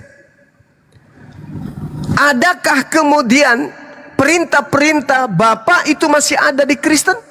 Contoh, jangan ada ilah lain di hadapanku. Yohanes 17 nomor 3. Hidup kekal itu, kata Yesus, hidup kekal itu adalah mereka mengenal Engkau satu-satunya Tuhan yang benar dan mengenal Yesus Kristus yang Engkau utus. Berarti la ilaha illallah, Yesus Rasulullah. Itu jelas itu. Nah, sekarang permasalahannya, adakah ajaran itu di Islam? Ada. Inni Abdullah atani al-kitaba wa ja'alani nabiyan. Nabi Muhammad mengajarkan kepada seluruh manusia. Isa alaihi salam datang di tengah-tengah Bani Israel, mengajarkan kemudian pengikutnya kalau dirinya adalah hamba Allah, dirinya adalah nabi. Beliau mengajarkan hikmat Injil kepada Bani Israel. Sampai hari ini masih menyertai umat Islam. Kalau kita di Kristen, ajaran-ajaran Yesus itu tak ada lagi. Kenapa? Karena Yesus yang mengajarkan dirinya hanya rasul untuk Bani Israel. Di Kristen diajarkan dia adalah Tuhan sendiri yang turun menjadi manusia. Tak ada itu diajarkan oleh Yesus. Yesus mengajarkan di dalam Matius 5 nomor 19. Barang siapa yang meniadakan hukum Taurat, meskipun yang paling terkecil, maka dia akan menempati tempat terhina dalam kerajaan Allah. Paulus mengatakan di dalam Galatia 2 nomor 16, tidak ada orang yang dibenarkan karena melakukan hukum Taurat. Bertentangan. Yesus mengajarkan dengan menjalankan hukum Taurat, maka manusia akan menempati tempat tertinggi di dalam kerajaan Allah, kerajaan langit. Mana dalilnya? Matius 5 nomor 19. Barang siapa yang tidak menghilangkan hukum Taurat, meskipun yang paling terkecil, lalu mengajarkan kepada orang lain, maka dia akan menempati tempat tertinggi dalam kerajaan langit. Bagaimana dengan Paulus? Galatia 5 nomor 4. Yesus Kristus tidak berguna bagimu jika kamu mengharapkan kebenaran dari hukum Taurat. Jika kamu mengharapkan kebenaran dari hukum Taurat, maka engkau lepas dari kasih karunia. Bertentangan. Yesusnya mengatakan hukum Taurat mendapatkan hidup kekal. Paulus mengatakan tidak ada orang mendapatkan keselamatan karena tunduk kepada hukum Taurat. Bertentangan. Jadi dia akan menyertai engkau selama-lamanya. Itu hanya ada di Islam. Andai saja murid-murid Yesus hidup hari ini, Masya Allah, sahabat Sina Sukran, andai saja murid-murid Yesus hidup hari ini, di sebelah kanan ada Islam, di sebelah kiri ada Kristen, kemana mereka akan pergi? Tentu mereka akan pergi bersama dengan kami umat Islam. Mereka syahadatain, bersaksi tiada Tuhan selain yang mengutus Yesus, dan bersaksi Yesus adalah utusan Tuhan. Mereka bersunat, mereka tidak makan babi, mereka berpuasa, mereka sujud, mereka mandi tahir, mereka mandi junub, Mereka kemudian membersihkan diri dari hadas, dari najis, dari tamik. Mereka kemudian ketika masuk ibadah, lepas alas kaki. Sebelum masuk ibadah, mereka membersihkan tubuh mereka, membasuh tangan, membasuh wajah, membasuh kaki. Jadi, ketika murid-murid Yesus itu hidup hari ini, maka mereka akan bersama kami ke masjid ibadah. Dia mustahil ke gereja. Sekira demikian untuk sementara. Saudara silakan bertanya. Mungkin ada rekan-rekan saya yang ingin menjawabnya. Saya baca WA sebentar. Silakan. Wah. Oh, minta maaf Abang Jumat, saya tak tahu nak tanya apa lagi. Tapi saya faham benar apa yang Abang Jumat cakap tu. Nah, sekarang begini sahabatku. Anda yakin besok hari Senin? Ya, betul, besok Senin. Ada upaya, ada kekuatan untuk bisa menolak agar ditunda. Jangan Senin dulu, tetap aja dulu Minggu. Oh, tak boleh lah. Tak boleh. Begitulah kematian yang akan datang kepada saudara. Anda mau benar atau Anda tidak benar, tetap aja menuju kepada kematian. Anda mau menyembah kepada Tuhan yang benar atau tidak menyembah kepada Tuhan yang benar, maut itu akan datang. Ada masa di mana bumi tak mau lagi dipijak oleh saudara. Ada masa oksigen ogak masuk lagi ke rongga dada saudara. Ada masa saripati tanah tidak mau lagi Anda rasakan dalam tubuh Anda. Ada masa itu. Ada masa di mana orang berbincang-bincang di samping Anda tapi Anda tak mendengarnya. Ada masa di mana orang tertawa di depan Anda tapi mata Anda tak bisa melihatnya. Ada masa di mana orang masih tersenyum tapi Anda berurusan dengan alam gaib. Pada masa apa itu? Ketika makhluk-makhluk yang menggunakan jubah hitam sudah berbaris di hadapan saudara. Mereka datang pelan-pelan, lalu mengambil Anda, memisahkan antara Anda dengan ruh Anda. Sesuatu yang tidak pernah berpisah sejak Anda diciptakan sampai Anda kemudian mati, itu kala itu akan berpisah. Jasad dan ruh tidak pernah berpisah sedikit pun. Dua esensi kemanusiaan ini akan dipisahkan oleh maut. Saat itulah tak ada lagi penyesalan. Tak ada lagi kemudian penyesalan yang bisa membuat Anda kembali untuk menjadi benar. Hari ini Anda bertemu dengan saya, Bang Suma. Tugas saya hanya memberi peringatan. Kalau hari ini saya memberikan peringatan, lantas kemudian saudara masih menganggap ini adalah hal sepele, silakan, itu hak Anda. Tapi ingat, akal dan kitab suci itu harus sejalan. Jangan tidak sejalan. Sebuah pabrik ketika mengeluarkan mobil, maka manual booknya, buku panduan penggunaan mobilnya harus sama. Apa yang ada pada mobil, itu juga yang harus ada di dalam buku panduan. Begitulah Tuhan menciptakan manusia. Memori berupa akal harus sesuai dengan buku yang kita imani sebagai kitab suci, untuk menuntun kita kepada jalan lurus. Kalau antara produk dengan bukunya bertentangan, orang nggak akan bisa sampai jalan lurus. Bengkok sana sini, nabrak sana sini.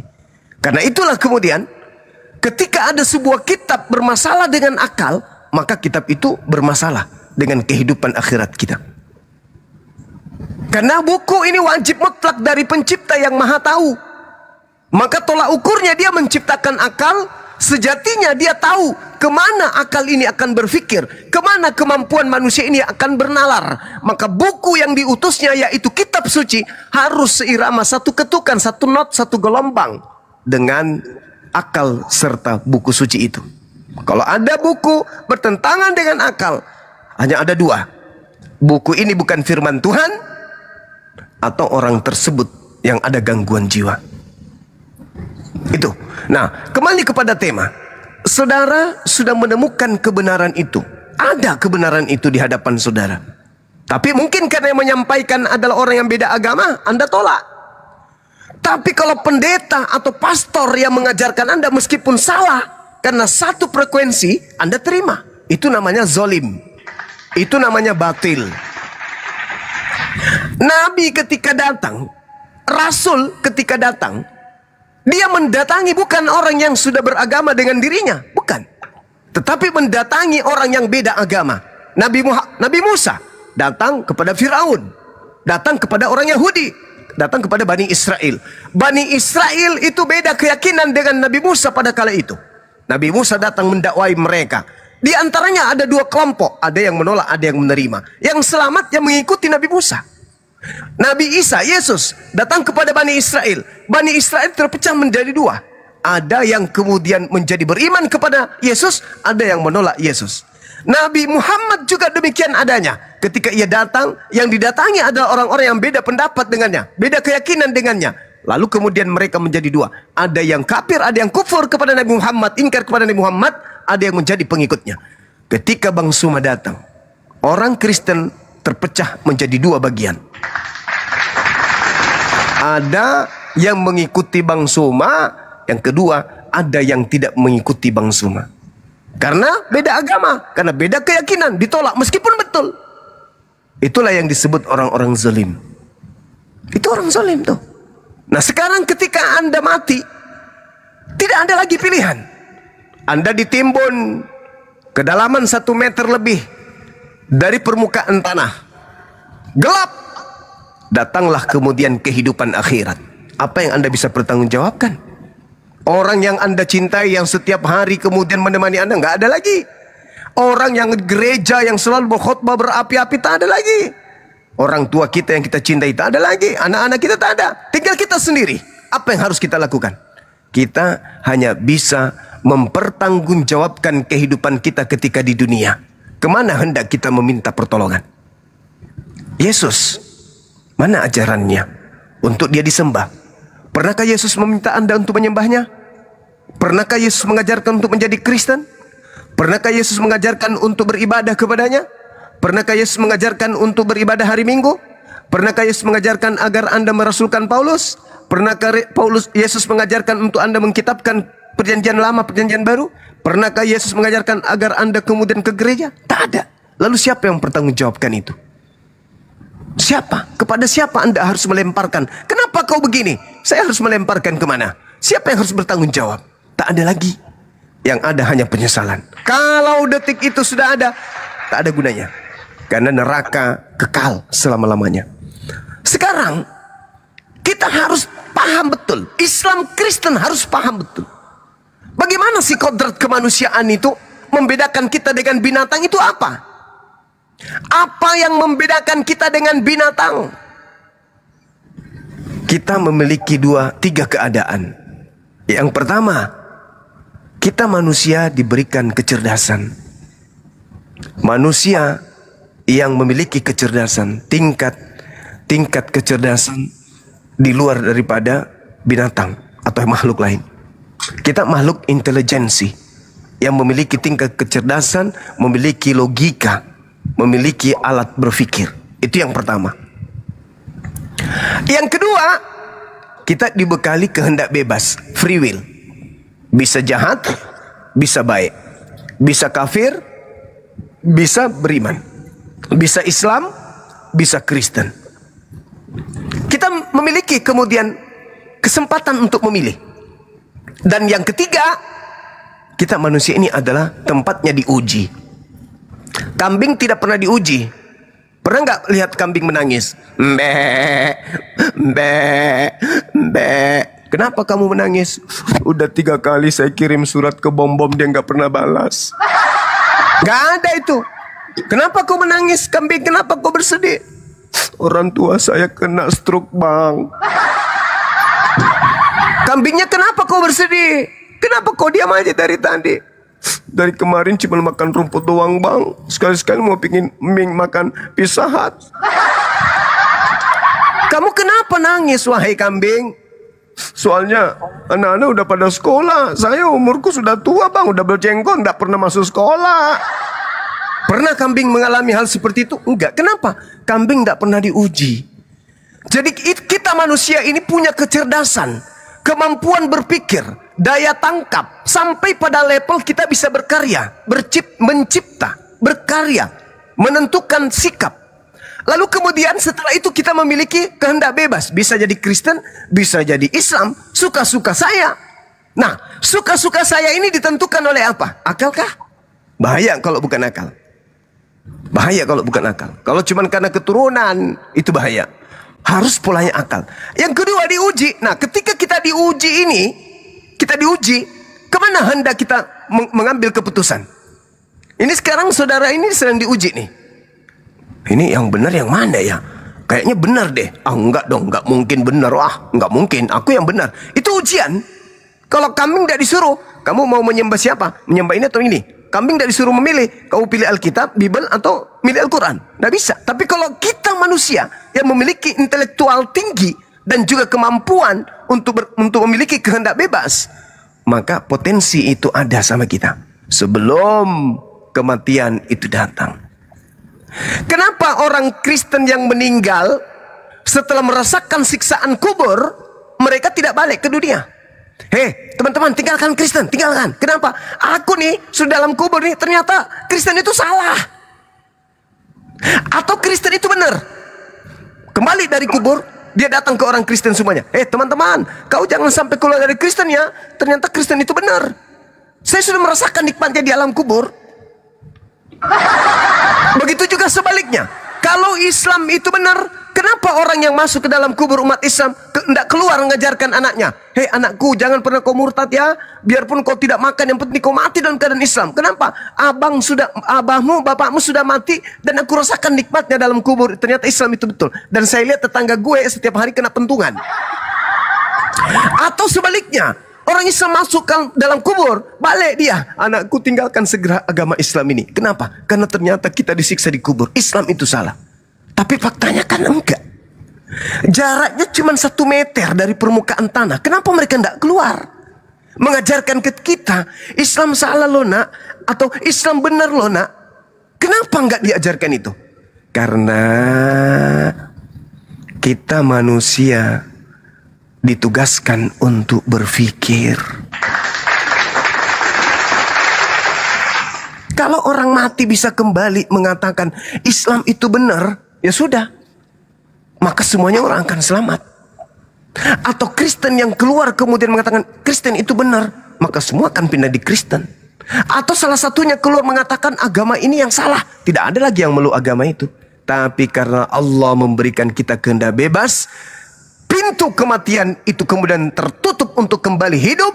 Alam barzah kembali menghadap kepada akhirat dan tidak ada lagi balik ke bumi. Maka kita yang masih hidup di bumi ini masih ada kesempatan. Mari gunakan akal sehat untuk berpikir. Apakah rasional Tuhan turun ke bumi menjadi bayi, pencipta alam semesta menjadi mayat? Apakah itu rasional? Masuk akalkah itu? Pernahkah diajarkan oleh para nabi? Pernahkah dianut oleh Yesus? Pernahkah digaungkan Nabi Musa? Pernahkah Abraham mengajarkan kepada anaknya sedemikian itu? Ternyata tidak.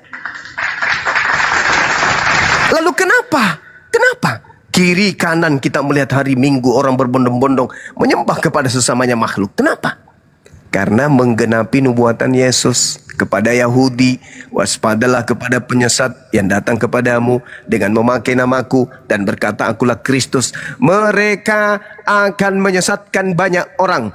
Mereka dibekali mujizat-mujizat. Mereka dibekali tanda-tanda dahsyat. Untuk apa? Untuk menipu orang-orang yang tidak berpikir agar mereka bisa terperdaya, agar mereka bisa terjerat dengan tipu dayanya.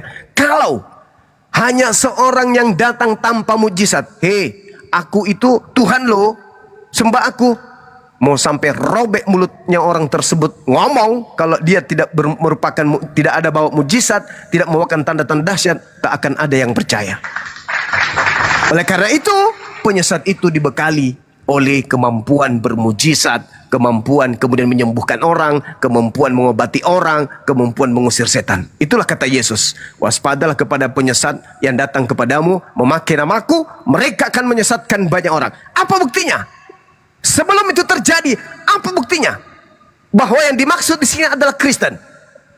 Baca Matius 7 Nomor 2223. Apa kata Yesus? Pada hari terakhir nanti, banyak orang berseru kepadaku, Tuhan, Tuhan, Tuhan, bukankah kami bernubuat pakai namamu, mengusir setan pakai namamu, bermujizat pakai namamu juga, wahai Yesus?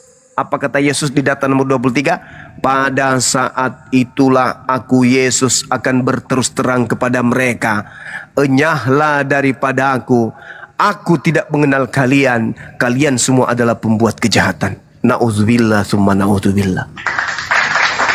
Apakah Kristen setelah dibacakan dalil kitabnya sendiri ini mereka mau percaya? Tidak.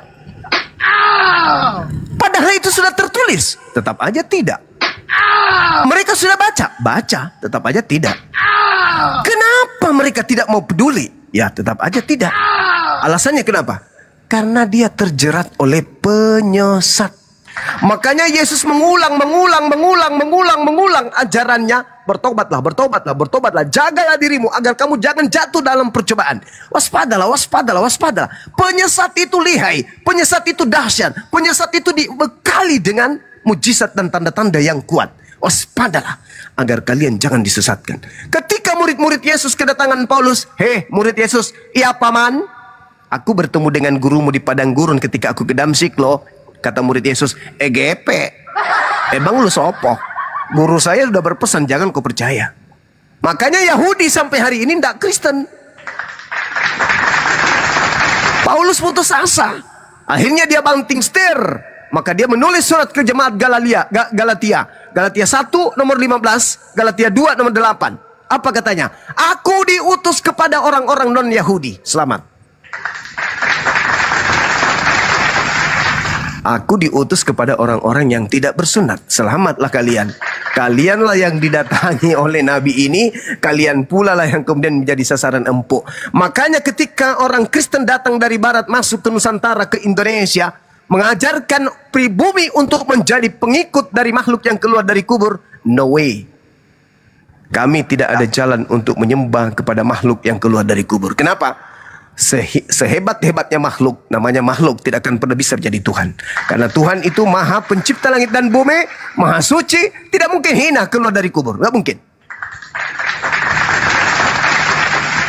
Saya kira begitu dari saya, saudara. Saya kembalikan kepada saudara. Silakan berpikir. Kalau masih ada senjata untuk Anda gunakan menembak saya, tembak saya malam ini juga. Usahakan saya tidak lagi kemudian bisa berkutik. Silakan. Oh, jadi bisu aku Bang Juma tak mampu bicara apa-apa.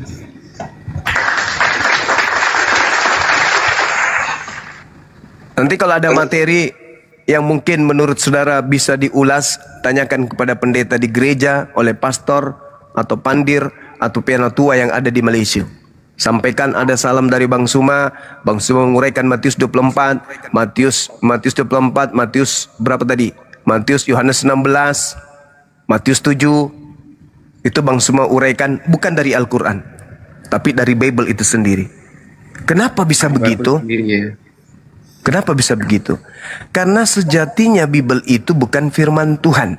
Sejatinya Bible itu adalah cerita-cerita yang dikumpulkan. Jadi cerita apapun yang bertebaran di tengah-tengah masyarakat kala itu dikumpulkan oleh pewarta, digabung, dicatat. Karena mereka tidak pernah berpikir kalau buku saya ini akan dijadikan sebagai kitab suci oleh sekelompok orang. Mereka hanya mencatat dari kesaksian-kesaksian mereka temukan, mereka tulis. Pada suatu hari Yesus ditulis lagi, akhirnya menjadi satu kitab. Jadi tidak ada dasar mengatakan bahwa kok bisa saya jadi sesat dari kitab itu ya? Bukankah kitab itu adalah tunggu dulu. Kitab itu menulis apa adanya.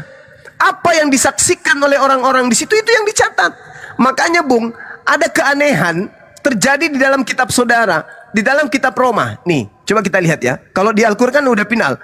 Kalau di Al-Quran mengatakan bahwasanya wa makaru wa makarallahu wallahu khairul makirin. Orang-orang kafir yang benci kepada Nabi Isa alaihissalam, yang ingin mencelakai Nabi Isa alaihissalam, mereka membuat tipu muslihat. Mereka membuat kemudian kesaksian-kesaksian palsu demi untuk membunuh Nabi Isa alaihissalam. Akhirnya apa? Tuhan membalas kejahatan mereka. Dan Tuhan Allah adalah sebaik-baiknya pembalas kejahatan. Wa makaru wa makarallah wallahu khairul makirin. Coba kita lihat apa yang disusun oleh Paulus dalam suratnya di Roma 1.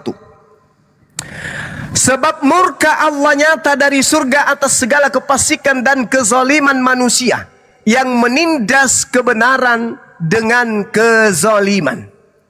Karena apa yang dapat mereka ketahui tentang Allah nyata bagi mereka, sebab Allah telah menyatakannya kepada mereka. Sebab apa yang tidak nampak daripadanya, yaitu kekuatannya yang kekal dan keilahiannya, dapat nampak kepada pikiran dan karyanya sejak dunia diciptakan sehingga mereka tidak dapat berdalih.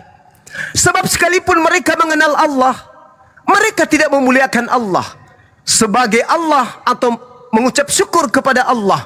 Sebaliknya, justru pikiran mereka menjadi sia-sia dan hati mereka menjadi bodoh, hati mereka menjadi gelap.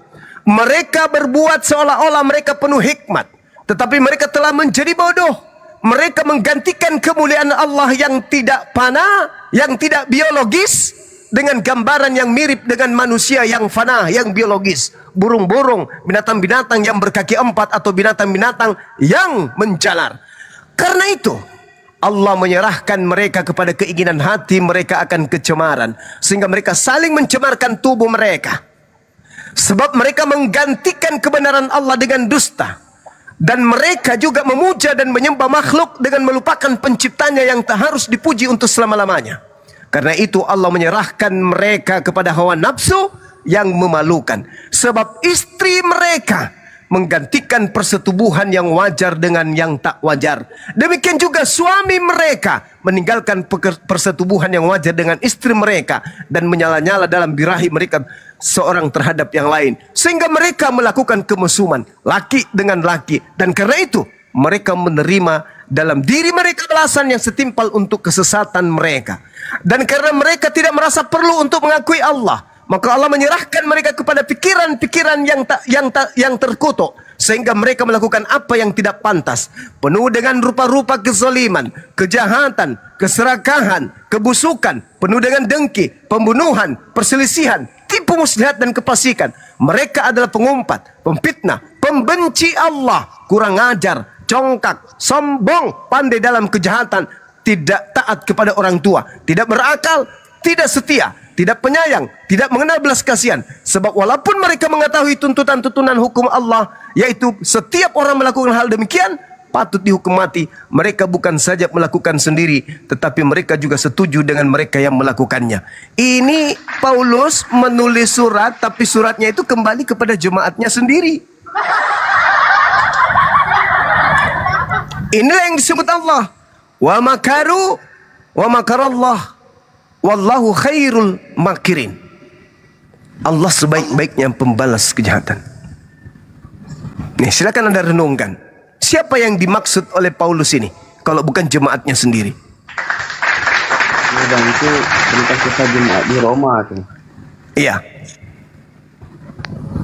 Silakan. Mungkin ada tambahan atau ada tanggapan dari teman-teman yang lain? Ada mungkin saudara kita Kristen yang lain? Silakan. Kalau ada mau ditanggapi saudara Enslap, silakan. Oh, tak ada Bang Zuma, tak ada. Terima kasih lah Bang Zuma sebelumnya tu.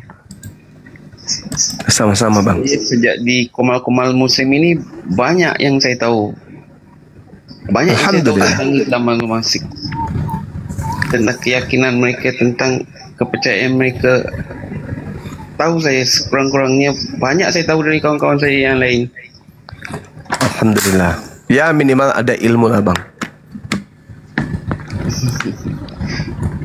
Bang Zuma, aku fikir-fikir dulu lah ya. Aku ni lagi Kristen awam gitu, tak kuat imanku ni Bang. Ya silakan Bang. Perdalam imannya dengan mendalami Bible. Jangan cepat percaya dengan Bang Zuma. Ambil Bible, pelajari baik-baik. Aku tuh sering juga Bang Zuma nonton kau debat sama pendeta-pendeta di Indonesia tu. Sering aku dengar tu Bang semua. Alhamdulillah. Iya Bang, belajar terus. Saran saya, dalami Bible, kaji Bible-nya baik-baik. Tapi dengan satu syarat, pakai akal. Di Islam itu tadi alamat itu Abang Zuma ada cakap sekubur tu, sisaan kubur tu dalam Islam tu untuk orang Islam takkan diseksa ya Bang. Maksudnya Di Islam gini, saya rumuskan. Di Islam itu ketika yang meninggal ini adalah orang beriman, maka masuk ke alam kubur. Kita lihat ya dalam Al-Mu'minun. Al-Mu'minun, surah Al-Mu'minun diterangkan di sana dengan terinci sekali. Bismillahirrahmanirrahim. Qad aflahal mu'minun alladzina hum fi salatihim khashi'un walladzina hum 'anil lagwi mu'ridun walladzina hum lizzakati fa'ilun walladzina hum li furujihim hafizun illa ala azwajihim aw ma malakat aymanuhum fa innahum ghairu malumin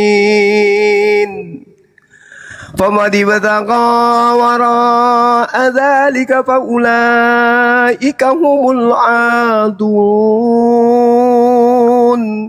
والذين هم لأماناتهم وعهدهم راؤون والذين هم على صلواتهم يحافظون أولئك هم الوارثون الذين يرثون الفردوس hum fiha khalidun. Di Islam Allah menggariskan qad aflahal mu'minun, beruntunglah, sungguh-sungguh beruntung orang-orang Islam, alladzina hum fi salatihim khashi'un, yaitu orang Islam yang khusyuk di dalam ibadah salat. Walladzina hum 'anil lagwi mu'ridun, dan orang Islam yang menjauhkan diri dari perbuatan yang tidak berguna. Walladzina hum lizzakati fa'ilun, dan orang Islam yang membantu orang miskin, orang susah, janda, fakir dan seterusnya. Walladzina hum li furujihim hafizun, dan orang Islam yang memelihara kemudian kemaluannya, kelaminnya, illa ala azwajihim, kecuali terhadap istri mereka. Walladzina hum li amanatihim wa ahdihim ra'un, dan beruntunglah umat Islam yang memelihara amanat-amanat dan menjaga janji-janjinya. Walladzina hum ala salawatihim yuhafizun, dan beruntunglah orang-orang Islam yang memelihara ibadah salatnya. Ulaika humul warithun, mereka itulah umat Islam yang mewarisi Firdaus, hum fiha khalidun, surga Firdaus, mereka kekal di dalamnya. Ketika mereka mati, mereka sudah punya warisan di surga. Antara surga, alam kematian, alam barzah, alam penantian, alam kubur, alam barzah namanya, dan alam bumi. Di bumi umat Islam mencari bekal sebanyak-banyaknya. Salat, puasa, zakat, syiar, dakwah, tabligh, ngajar, sebanyak-banyaknya. Infak, zakat, sedekah, sebanyak-banyaknya. Masuk ke alam kubur, yang dia rasakan apa? Kenikmatan. Apa nikmat itu? Mereka sudah diperlihatkan jannah, meskipun mereka belum merasakan langsung, tapi mereka sudah melihatnya. Sekarang kita masuk ke dalam ruang sempit, tapi yang ada di dalam ruang sempit itu suatu penampakan keindahan yang begitu dahsyat. Tidak pernah kita melihat keindahan, kenyamanan, kenikmatan sedahsyat itu ketika di bumi. Apakah masih terasa waktu di situ? Adakah merasa sedih di sana? Adakah merasa tidak betah di situ? Melihat jannah firdaus tempatnya akan pergi. Yang ada hanya memuji. Ya Rabb, kapan aku bisa ke situ ya Rabb? Wah ya Allah, indahnya ya Allah. Tanpa terasa kiamat datang. Tak. Oh, maksud Bang Zuma kalau di Islam itu kalau dia tu diterima ibadahnya, dicatat amal kebaikannya bagus semua, dia diperlihatkan dah jannah. Iya. Oh gitu. Jadi walaupun nikmat dia masih belum lagi. Tapi dia seibarat gini bang. Seibarat Anda dalam sebuah kamar, Anda nonton film yang sangat-sangat Anda suka. Anda kira-kira masih menghitung waktu nggak di situ? Oh, oke, paham. Kalau yang pemain utamanya Anda, ada sebuah film di sana Anda sebagai bintang utama, kira-kira terasa nggak waktu? Anda begitu jago di sana, begitu hebat di sana, menjadi pemimpin, menjadi orang yang paling hebat di dalam film itu. Meskipun durasinya 1 bulan, Anda tidak akan pernah capek nonton. Anda penasaran, aduh apalagi, sampai kiamat datang. Inilah yang dikatakan ulaika humul warithun alladzina yarithuna al-firdaus hum fiha khalidun. Begitu juga sebaliknya. Kalau yang mati itu orang kafir.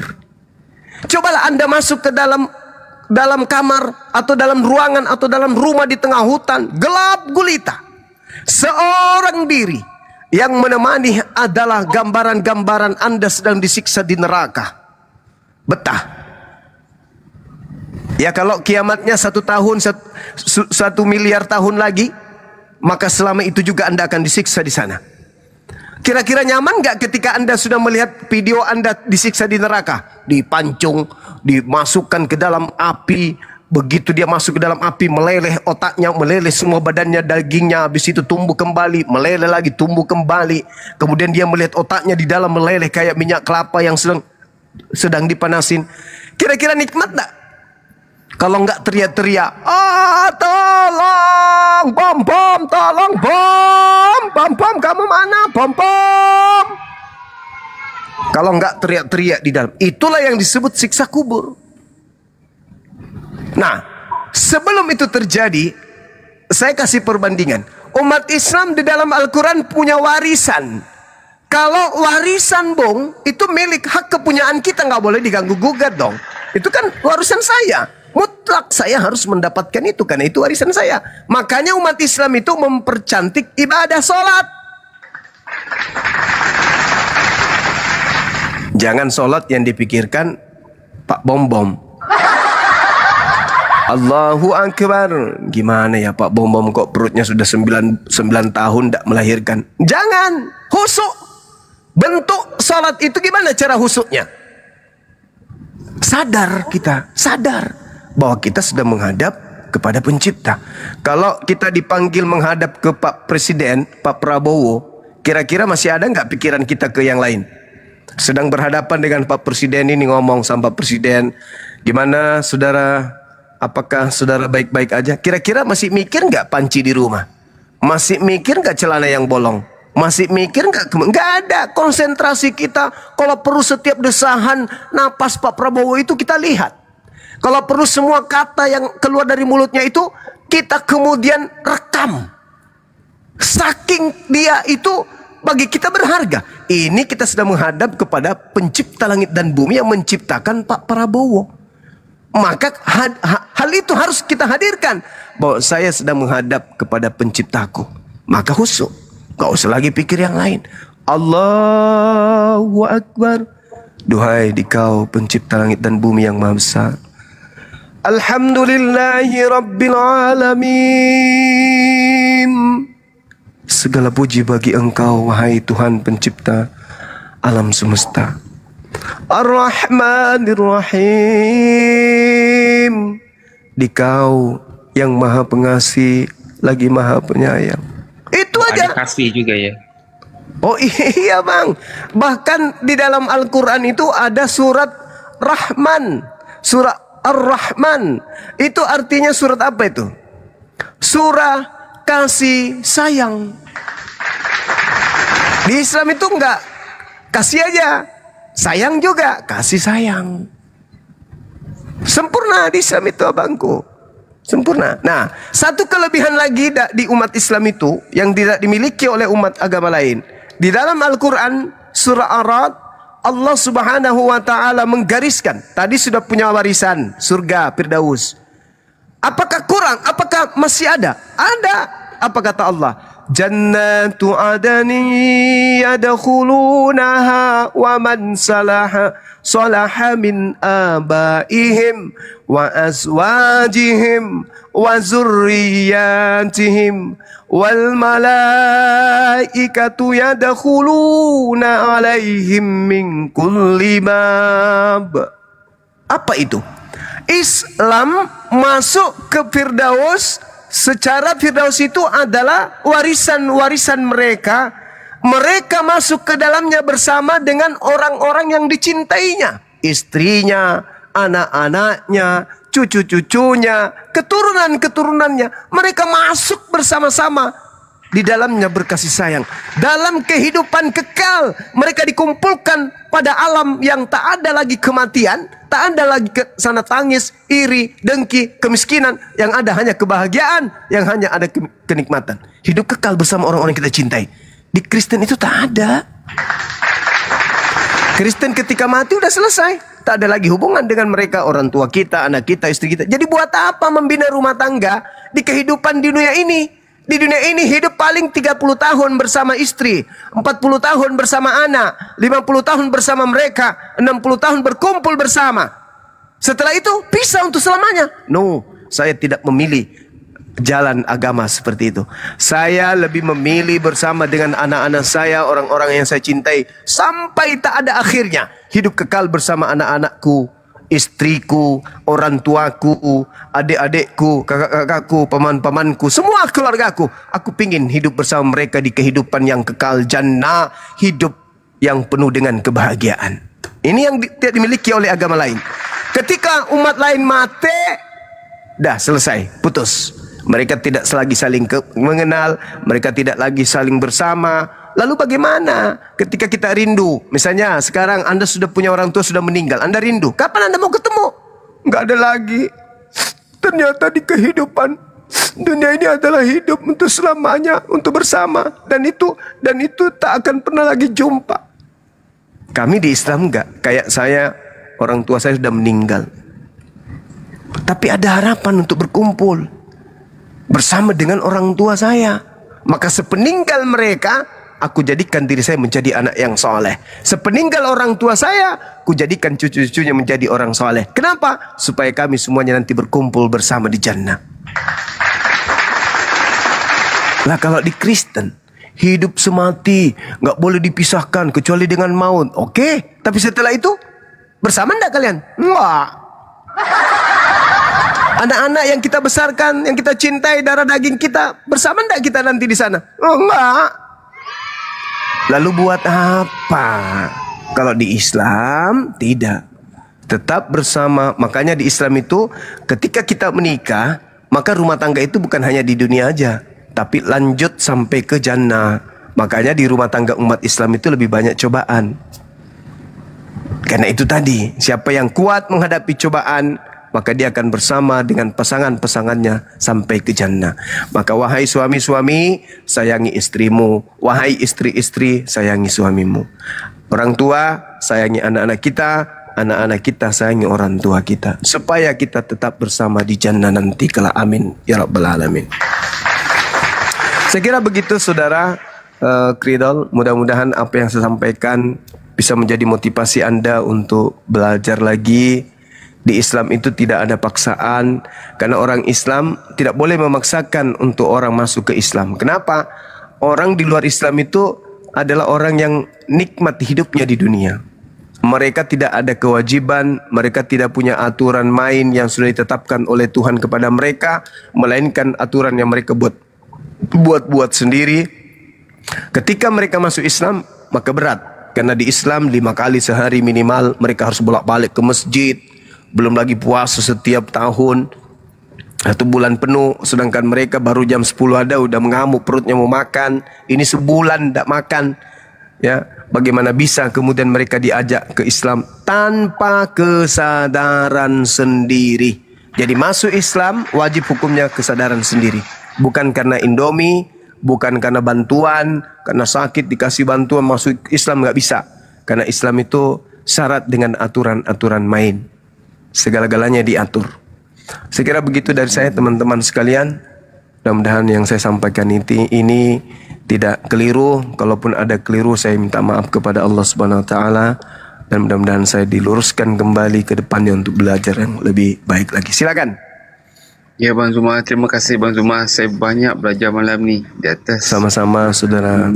Saya fikir-fikir lagi Bang Zuma, mau login kah? Nanti ya, aku belajar lagi Bang. Ya, silakan. Nanti aku belajar lagi. Sering aku nonton nih punya masa ada lapangan, sering aku buka. Terima kasih ya Bang Zuma. Sama-sama saudaraku, makasih. Saya fikir cukuplah dulu. Okey. Nanti baik. Ada masa kita diskusi belajar-belajar lagi. Baik, saya tunggu Bang, saya tunggu. Ya. Jaga kesehatan di sana ya. Ya, juga yang lain-lain sekalian ya. Aku turun dulu nih. Baik. Nanti kita sama-sama lagi belajar-belajar lagi. Terima kasih. Pesan saya jaga diri baik-baik di sana ya Bang. Sehat-sehat ya. Ya, terima kasih Bang Yuma. Oke, makasih. Terus, siap. Sehat-sehat terus ya. Amin. Baik. Makasih. Kita baik. Siap. Kalau di apa tuh? Islam dia sebut apa tuh? Assalamualaikum. Assalamualaikum. Keselamatan atas semua. Assalamualaikum Bang Zuma. Nanti Waalaikum kita ketemu lagi saudaraku. Ya. Baik. Ya. Terima kasih. Siap, makasih. Saya turun dulu. Oke, hati-hati di jalan. Baik itu, baik. Alhamdulillah. Nih Bunda Rama dari sekte mana? Silakan buka kamera, buka mic-nya. Allah, Bunda. Bunda dapat hidayah ya. Amin ya rabbal alamin. Waalaikumsalam. Tembus 800 orang ya. Woi, keren woi. Keren. Keren nih 800 orang tahu. Masya Allah. Ternyata banyak yang pakai aplikasi ya. Nah, yang di YouTube juga tembus kurang lebih 2000 orang yang nonton. Allahu Akbar, Masya Allah. Alhamdulillah. Mungkin normal mi Gurunda. Oh, Unirip masih 12. Kenapa? Unirip katanya komalnya masih 12 orang Gurunda. Alhamdulillah. Syukurlah. Banyak juga yang japri Bang. Kenapa nggak pernah lagi live? Masya Allah ya. Ayo teman-teman. Ternyata banyak juga ada daerah ya, khusus di Malaysia itu ada daerah itu banyak tuh Kristen, pendatang mungkin. Iya betul. Pendatang. Mungkin mereka bersatu pada satu titik Bun, karena di sana kan tak boleh mereka ngajarin seperti di Indonesia kan ada misionaris, di sana itu nggak boleh ditangkap kalau ada misionaris di sana. Di Malaysia. Dokter aman tuh, Masya Allah katanya. Iya kan, betul kan, di Malaysia itu dilarang kan? Iya. Dilarang. Menyampaikan di muka umum kalau Tuhannya itu Allah, kecuali mungkin dalam gereja-gerejanya ya. Iya.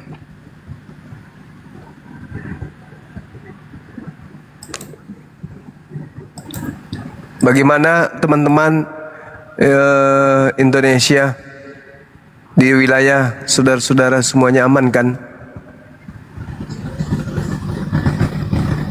Aman kan ya? Kita aman, di sini aman karena gubernurnya langsung turun. Makassar alhamdulillah. Iya. ibu kota negara ini yang belum ada informasi dari teman-teman. Mudah-mudahan Tapi semuanya. ada ininya Gurunda, pidatonya Pak Presiden tuh sudah rapat kabinet, dia sudah menyampaikan bahwa gaji